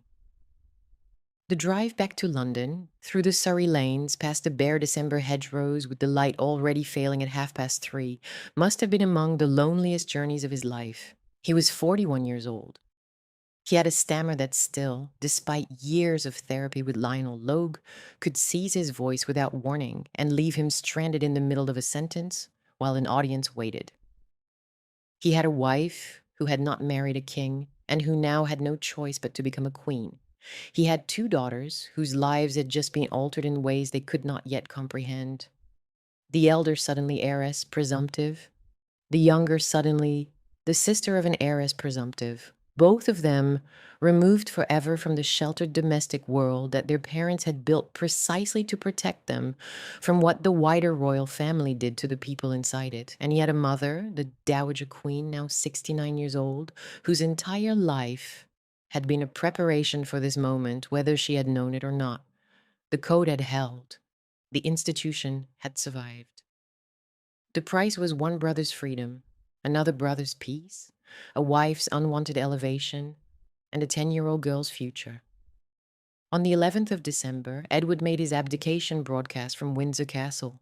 He was introduced by Sir John Reith, the Director General of the BBC, not as the King, but as His Royal Highness Prince Edward. The demotion was already in effect, the title already reduced, the constitutional reality already expressed in the form of address. Edward spoke into a BBC microphone, addressing the nation and the empire, and delivered the words that would define him for the rest of his life. He said that he had found it impossible to carry the heavy burden of responsibility and to discharge his duties as king as he would wish to do without the help and support of the woman he loved. His voice was steady. His diction was clear. He did not stammer. That was his brother's affliction, not his. He spoke with the ease of a man who had spent his life being listened to and who understood, instinctively, how to hold an audience even as he was telling them something they did not want to hear. The broadcast was heard by millions across Britain and the Empire. Families gathered around their wireless sets, in drawing rooms, in kitchens, in pubs, in the houses of the rich and the houses of the poor, and listened to a king explain why he was no longer a king. Some wept, some felt a kind of stunned admiration. Many felt betrayed. The man who had charmed the empire, who had shaken hands with veterans and danced at balls and represented for a generation the possibility that monarchy could be modern and human and accessible, was leaving. He was choosing a woman over a nation. He was choosing his heart over his crown. And no matter how one felt about the choice, the sound of it, and the finality of a voice saying goodbye through a crackling radio was devastating. When the broadcast was over, Edward left Windsor Castle. He was driven to Portsmouth, where HMS Fury waited to take him across the English Channel to France. He crossed the water in the dark. He was no longer king. He was now the Duke of Windsor, a title created for him by his brother, a title that carried no constitutional weight, no succession rights, and no expectation of return. He would not return to live in Britain again.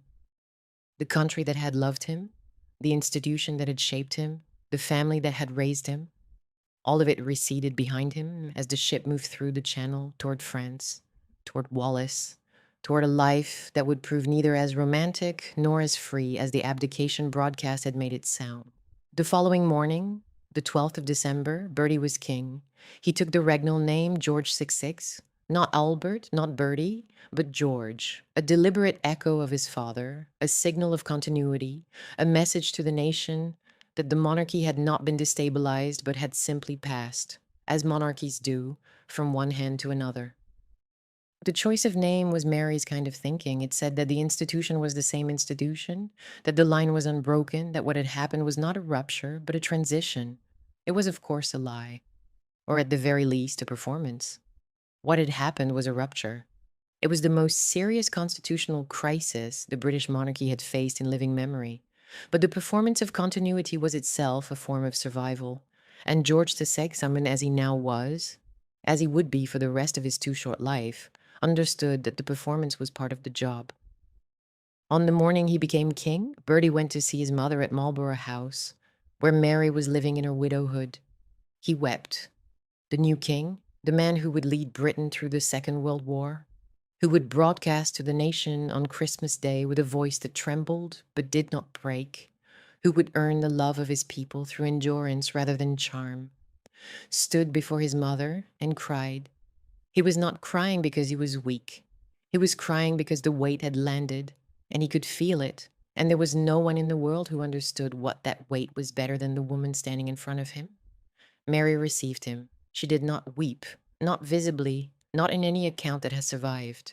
She received her son, the new king, with the composure that had carried her through every crisis of the previous 44 years.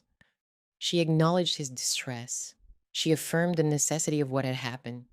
And she set about the work that the code demanded, supporting the new reign, stabilizing the family's public image, ensuring that the institution's transition was as smooth as the machinery of the state could make it. Whatever she felt about Edward, the eldest son, the one the public had loved, the one who had chosen a woman over the crown, she did not express it in terms that the record has preserved with certainty. Her silence on this subject was itself a statement. Edward had placed himself outside the code. The code did not mourn those who left it voluntarily. The code continued. For the wider family, the days that followed the abdication were a study in the different ways people absorb shock.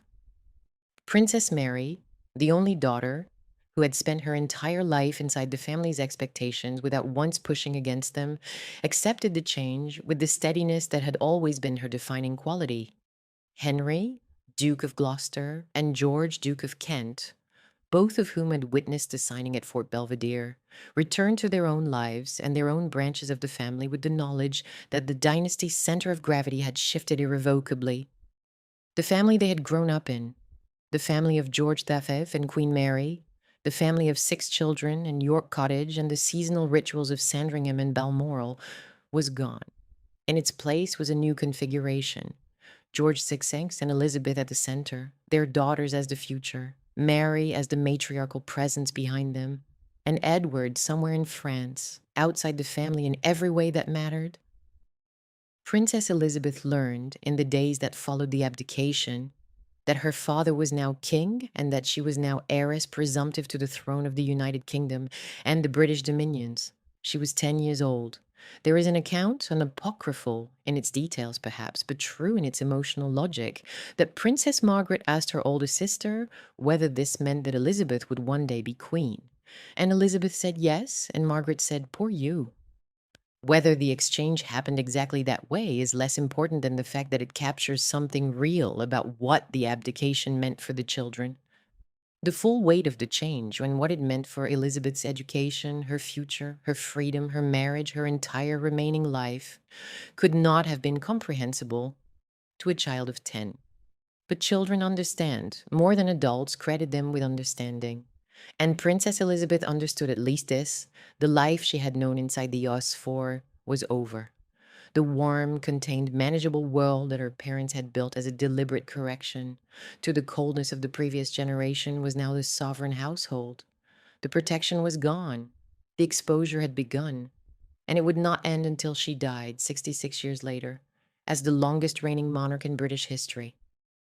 The coronation of George VI and Queen Elizabeth took place on the 12th of May, 1937, at Westminster Abbey.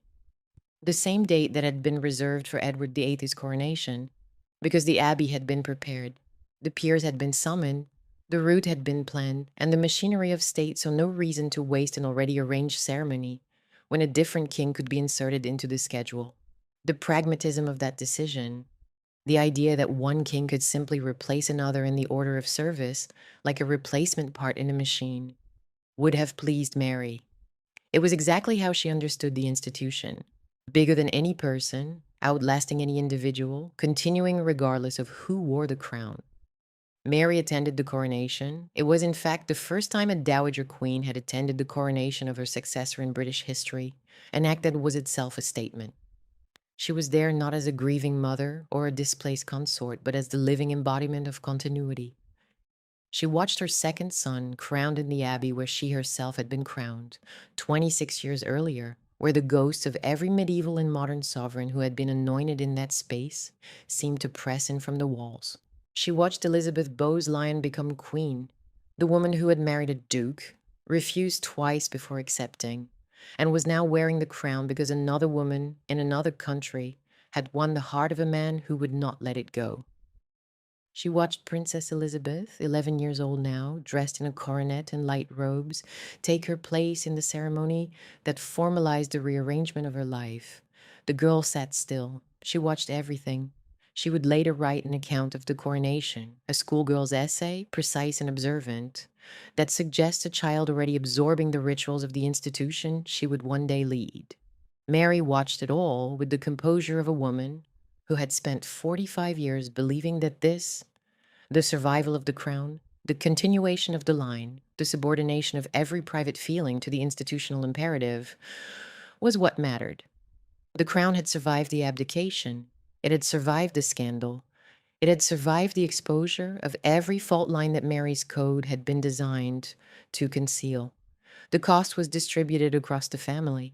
Edward's exile, Bertie's terror, Elizabeth's unwanted queenship, a child's lost freedom, a mother's unspoken grief. But the institution endured, and Mary, who had been rearranged herself in 1892 and had spent every year since then defending the principle that the institution came first, could look at the coronation and see her life's work justified.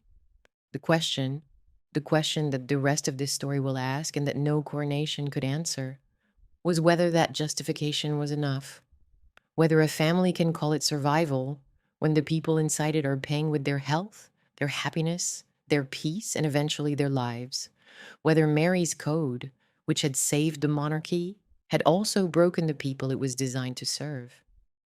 Bertie was king now. He did not want to be. His health, already fragile from the accumulation of stress and anxiety that had defined his adult life, would decline steadily from this point forward. The stammer would remain. The anxiety would deepen. A war was coming, a war that would demand of him exactly the kind of public presence and vocal authority that his condition made most difficult. The weight of the role would press down on him year after year, through the Blitz, through the post-war transformation of the empire into the Commonwealth, through the relentless ceremonial demands of a job that offered no escape and no mercy to a man who had never been built for it. He would carry the crown for 15 years, and then the crown would kill him. He would die at Sandringham, in his sleep at the age of 56, in the same estate where his father had died, the same estate where his youngest brother had died, the same Norfolk landscape that had contained the family's most private losses for decades. But that reckoning was still ahead. In the spring of 1937, the family stood together in Westminster Abbey and performed, for the cameras and the nation and the empire, the act of continuity that Mary had spent her life defending. The pageant was magnificent, the image held, and behind the image, the damage was already compounding. In Bertie's body, in Edward's exile, in Elizabeth's unwanted queenship, in a little girl's narrowing future, in ways that would take decades to fully reveal. The war came, as wars do, before the family had finished absorbing the last catastrophe. On the 3rd of September, 1939, Britain declared war on Germany, and George VI, the king who had never wanted to be king, the man who had wept before his mother on the morning the crown landed on him, was called upon to do the one thing the role most demanded and his condition most resisted: to speak. He broadcast to the nation that evening from a small room at Buckingham Palace, sitting before a microphone, a single lamp illuminating the pages of the speech that Lionel Logue had helped him prepare. The nation heard his stammer. They heard the pauses, the catches, the moments where the voice fought against itself before pushing through to the next word. And something remarkable happened. The country did not recoil. It recognized something in that struggle, an effort that was visible, a courage that was earned rather than inherited, a man doing a difficult thing imperfectly and doing it anyway because the doing of it was required. George Thistett would never be the effortless communicator his elder brother had been, but the effort itself became his authority. The nation saw a king who was trying, and the trying was enough. It was, perhaps, the first time in the family's history that vulnerability had become a source of public trust rather than a liability to be concealed. The war years were the years in which the settlement forged by the abdication proved its worth, or at least proved its durability. George and Elizabeth remained in London through the Blitz. They refused to leave. They refused to send their daughters to Canada, as some had urged. They stayed, and their staying mattered. Buckingham Palace was bombed 9 times during the war. The king and queen visited bomb sites within hours of their destruction, toured shelters, walked through the rubble of streets that had been intact the day before, spoke to families who had lost homes and sometimes children. George did this work with a quiet steadiness that owed nothing to charisma and everything to endurance. Elizabeth did it with a warmth and the social instinct that made her, in the eyes of the public, the emotional heart of the monarchy. Her remark after the palace was bombed, that she could now look the East End in the face, became one of the defining utterances of the war. It was calculated and it was genuine, and the particular genius of Elizabeth Bowes Lyon was that those two things were never, in her, contradictory. Mary, meanwhile, had been evacuated to Badminton House in Gloucestershire, the home of her niece, Mary Somerset, Duchess of Beaufort. She was 72 when the war began and 78 when it ended. She was too old for bomb sites and too formidable to be left unoccupied. At Badminton, she organized salvage drives with the energy of a woman half her age, visited troops stationed nearby, and maintained the ceremonial standards that she regarded as non-negotiable, regardless of circumstance. Badminton was a great house, and Mary treated it as she treated every great house she inhabited, as a setting to be managed, arranged, and kept in order. She also continued to collect. Objects arrived at Badminton with the same steady purposefulness that had characterized her acquisitions for decades. Antique shops within driving distance were visited. Items were admired. Items found their way to her rooms. The war did not interrupt Mary's relationship with things. Nothing interrupted Mary's relationship with things. It was the one constant in a life defined by the rearrangement of everything else, the one domain in which order could be imposed and maintained without reference to the messy, uncontrollable behavior of human beings. Princess Elizabeth, who turned 14 in 1940, was growing into the role that the abdication had assigned her. In October of that year, she made her first radio broadcast, a message to the children of the Commonwealth, delivered from Windsor Castle with a clarity and composure that surprised even those who had been preparing her for public life. She was her grandmother's granddaughter. The discipline was there. The self-control was there. The understanding that the institution came before the individual, that you performed your duty regardless of how you felt about it, was there. Whether it had been taught or absorbed or inherited through some combination of all three, it was unmistakably present. The girl who had been told at 10 that her life had changed was at 14 already demonstrating the temperament that would carry her through the longest reign in British history. Edward in France was a problem that the family managed by ignoring. The Duke and Duchess of Windsor, Edward had married Wallace in June 1937 at the Château de Condé in the Loire Valley, in a ceremony that no member of the royal family attended and that the Church of England declined to recognize, were living abroad in a manner that mixed real comfort with real diminishment. They had money. They had a house in Paris on the Bois de Boulogne and a country property in the south. They had a social life built on the international set of the wealthy displaced. What they did not have was standing. Wallace was not permitted the style of Her Royal Highness. A deliberate slight from the palace that Edward resented for the rest of his life and that Wallace felt as a wound that never closed. They were received in some drawing rooms and excluded from others. They were royal enough to be interesting and not royal enough to be consequential. It was a particular kind of exile, golden, visible, and fundamentally hollow. Their political sympathies during the early war years generated genuine anxiety in London. A visit to Germany in 1937, during which Edward and Wallace were received by senior Nazi officials, and Edward was photographed giving what appeared to be a modified Nazi salute, created alarm in a government that was already managing the approach of war with a volatile dictator.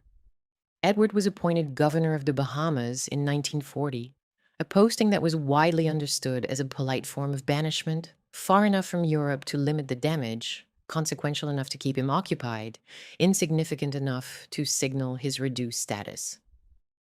He and Wallace spent the war years in Nassau, remote from the conflict that was defining his brother's reign and cementing his replacement's legitimacy. The man who had been the most popular prince in the empire was now an ex-king on a Caribbean island, governing a colonial outpost while his younger brother led the nation through its darkest hour. The contrast was not lost on anyone, least of all on Mary, who regarded Edward's abdication as the defining act of selfishness in her experience, and his subsequent life as proof that the selfishness had not been redeemed by anything that followed. Then in August 1942, another blow fell.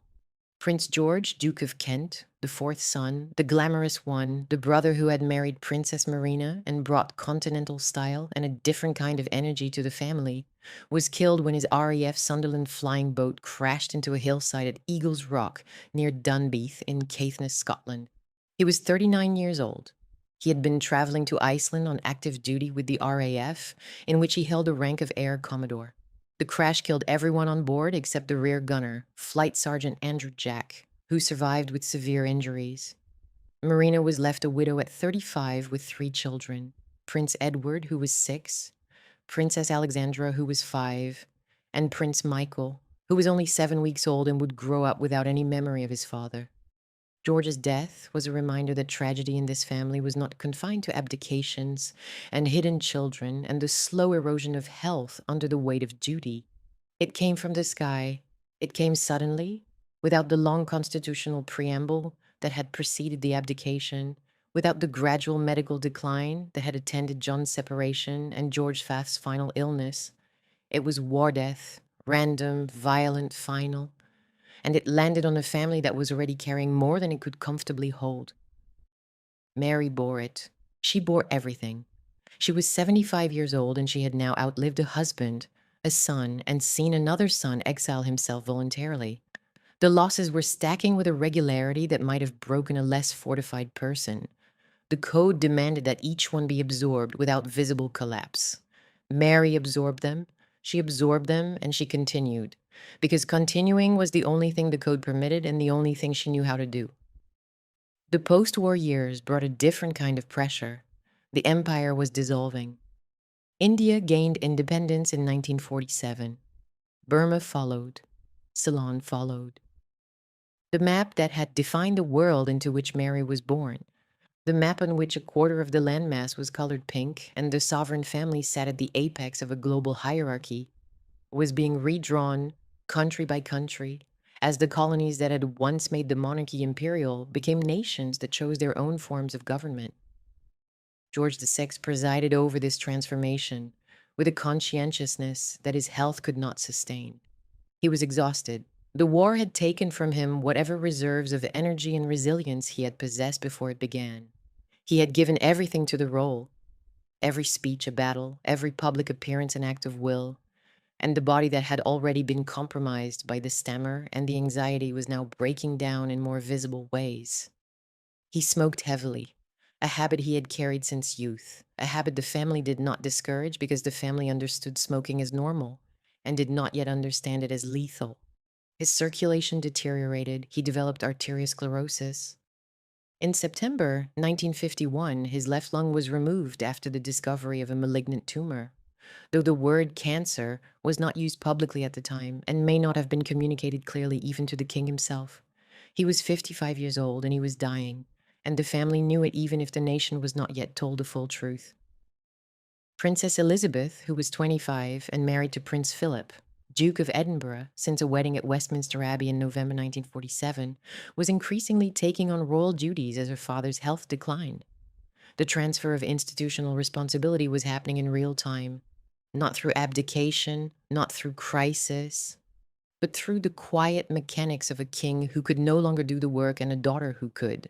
She and Philip had departed for a tour of East Africa and Australasia in late January 1952, standing in for her father on a journey the king was too ill to make. They were in Kenya, at the Treetops Hotel in the Aberdare Forest, watching elephants from a viewing platform, when the news came. On the 6th of February, 1952, George VI died in his sleep at Sandringham. He was 56 years old. He had reigned for 15 years and 57 days. A valet found him in the morning. He had died peacefully, a coronary thrombosis in the night, at the same estate where his father had died, where his youngest brother had died, where the family had absorbed its most private losses for half a century. The stammer that had been the outward sign of his unfitness for the role had become, over those 15 years, the very symbol of his courage within it. He had not been born for the crown. The crown had been forced upon him by his brother's choice, and he had carried it through a world war, through the dissolution of the empire, through the relentless ceremonial demands of a role he had dreaded since the day it was placed on him, until it broke him. He was 56. His father had died at 70. The difference in those numbers is the measure of what the abdication cost. Elizabeth learned of her father's death in Kenya. Philip told her she was 25 years old.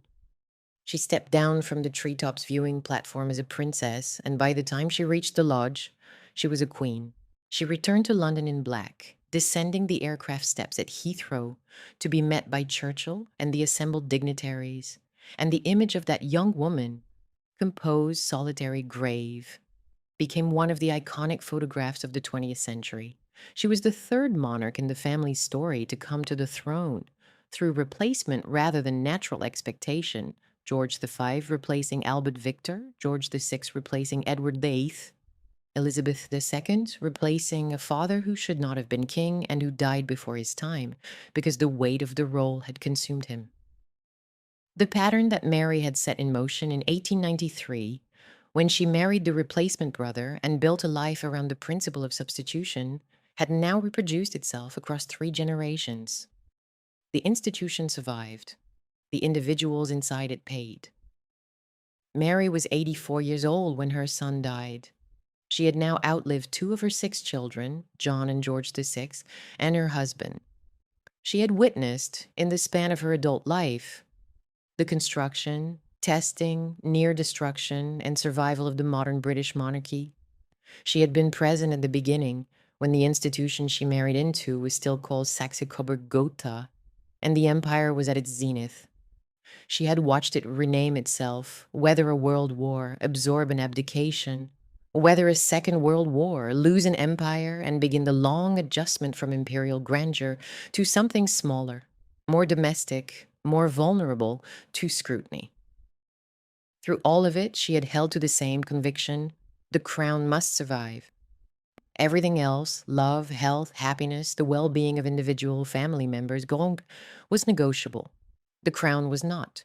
Mary did not live to see her granddaughter crowned. She died on the 24th of March, 1953, at Marlborough House in London, 10 weeks before Elizabeth II's coronation at Westminster Abbey on the 2nd of June. She was 85 years old. She had left explicit instructions that her death should not delay the coronation preparations, because the institution's calendar was more important than one woman's passing. That instruction is perhaps the single most perfectly characteristic detail in the entire archive of her life. Even in death, even as the last breath left her body, the code came first. The ceremony must proceed. The crown must continue. The individual was nothing. The institution was everything. The family story did not end with Mary's death, of course. It continued into the long reign of Elizabeth II, which lasted 70 years and 214 days and reshaped the monarchy into the institution that exists today. An institution that is at once more visible and more vulnerable than anything Mary could have foreseen. But this documentary is not the story of Elizabeth's reign. It is the story of the family that made that reign possible, and the cost of making it. The dramatizations that followed would attempt, in their different ways, to capture that cost, and to ask whether the people inside the institution had ever been given a fair accounting of what it took from them. Stephen Polyakov's film, The Lost Prince, broadcast by the BBC in two parts in 2003, placed Prince John at the center of the narrative for the first time. It was a remarkable piece of work, attentive, humane, and willing to sit with the discomfort of a family that loved the child and removed him from view.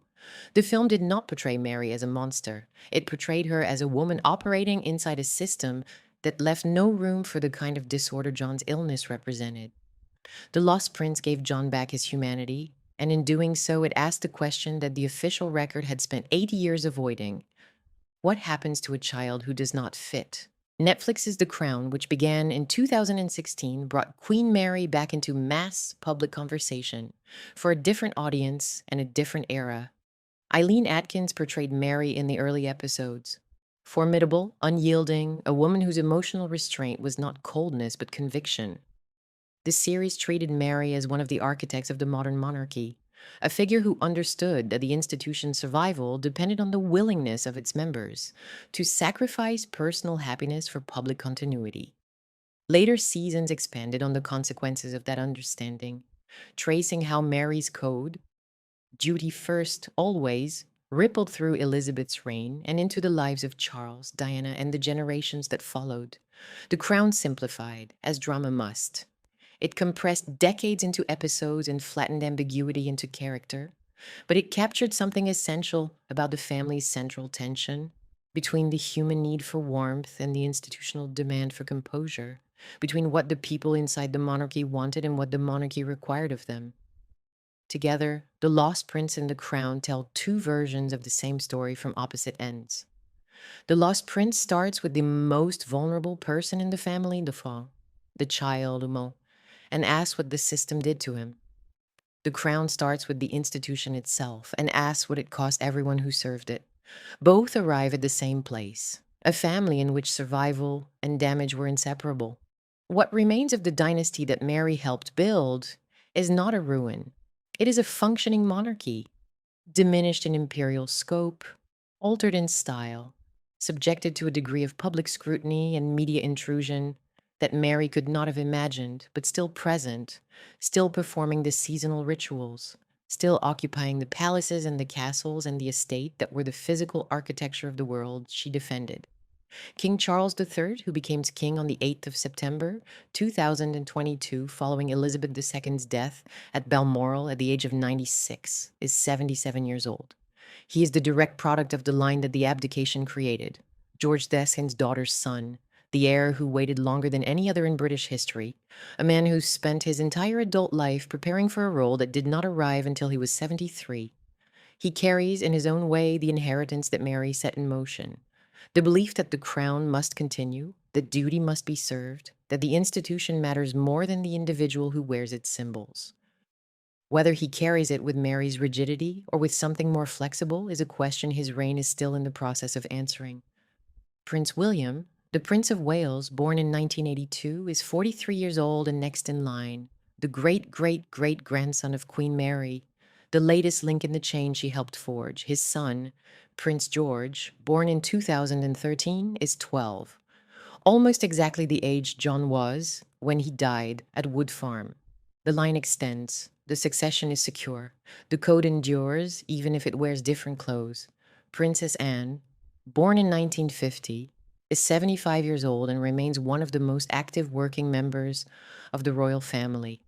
A woman whose relationship to duty is, by every visible measure, closer to Mary's model than to any other in the current family.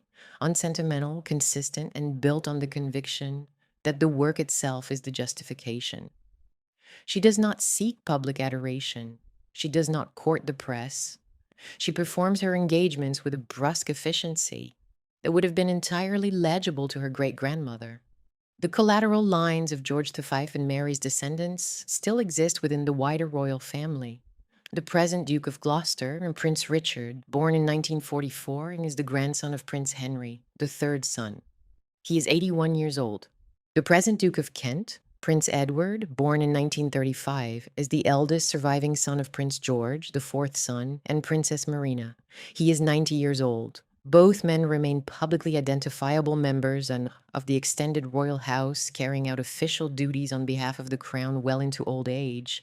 Their very existence a reminder that the dynasty Mary defended extends beyond the direct sovereign line into branches and sub-branches that still function, still serve, still carry the weight of the name. Edward, Duke of Windsor, died in Paris on the 28th of May, 1972. He was 77 years old. He had spent 35 years in exile, most of them in France, most of them with Wallace, most of them in a gilded but fundamentally diminished version of the life he had given up. The marriage that had cost him the throne lasted until his death. Whether it brought him the happiness he had sought is a question that those who observed the couple answered differently depending on when they were asked and how close they had been to the inner circle. Some saw genuine devotion. Some saw two people trapped in an arrangement that had cost too much to be abandoned. Some saw a love story. Some saw a cautionary tale.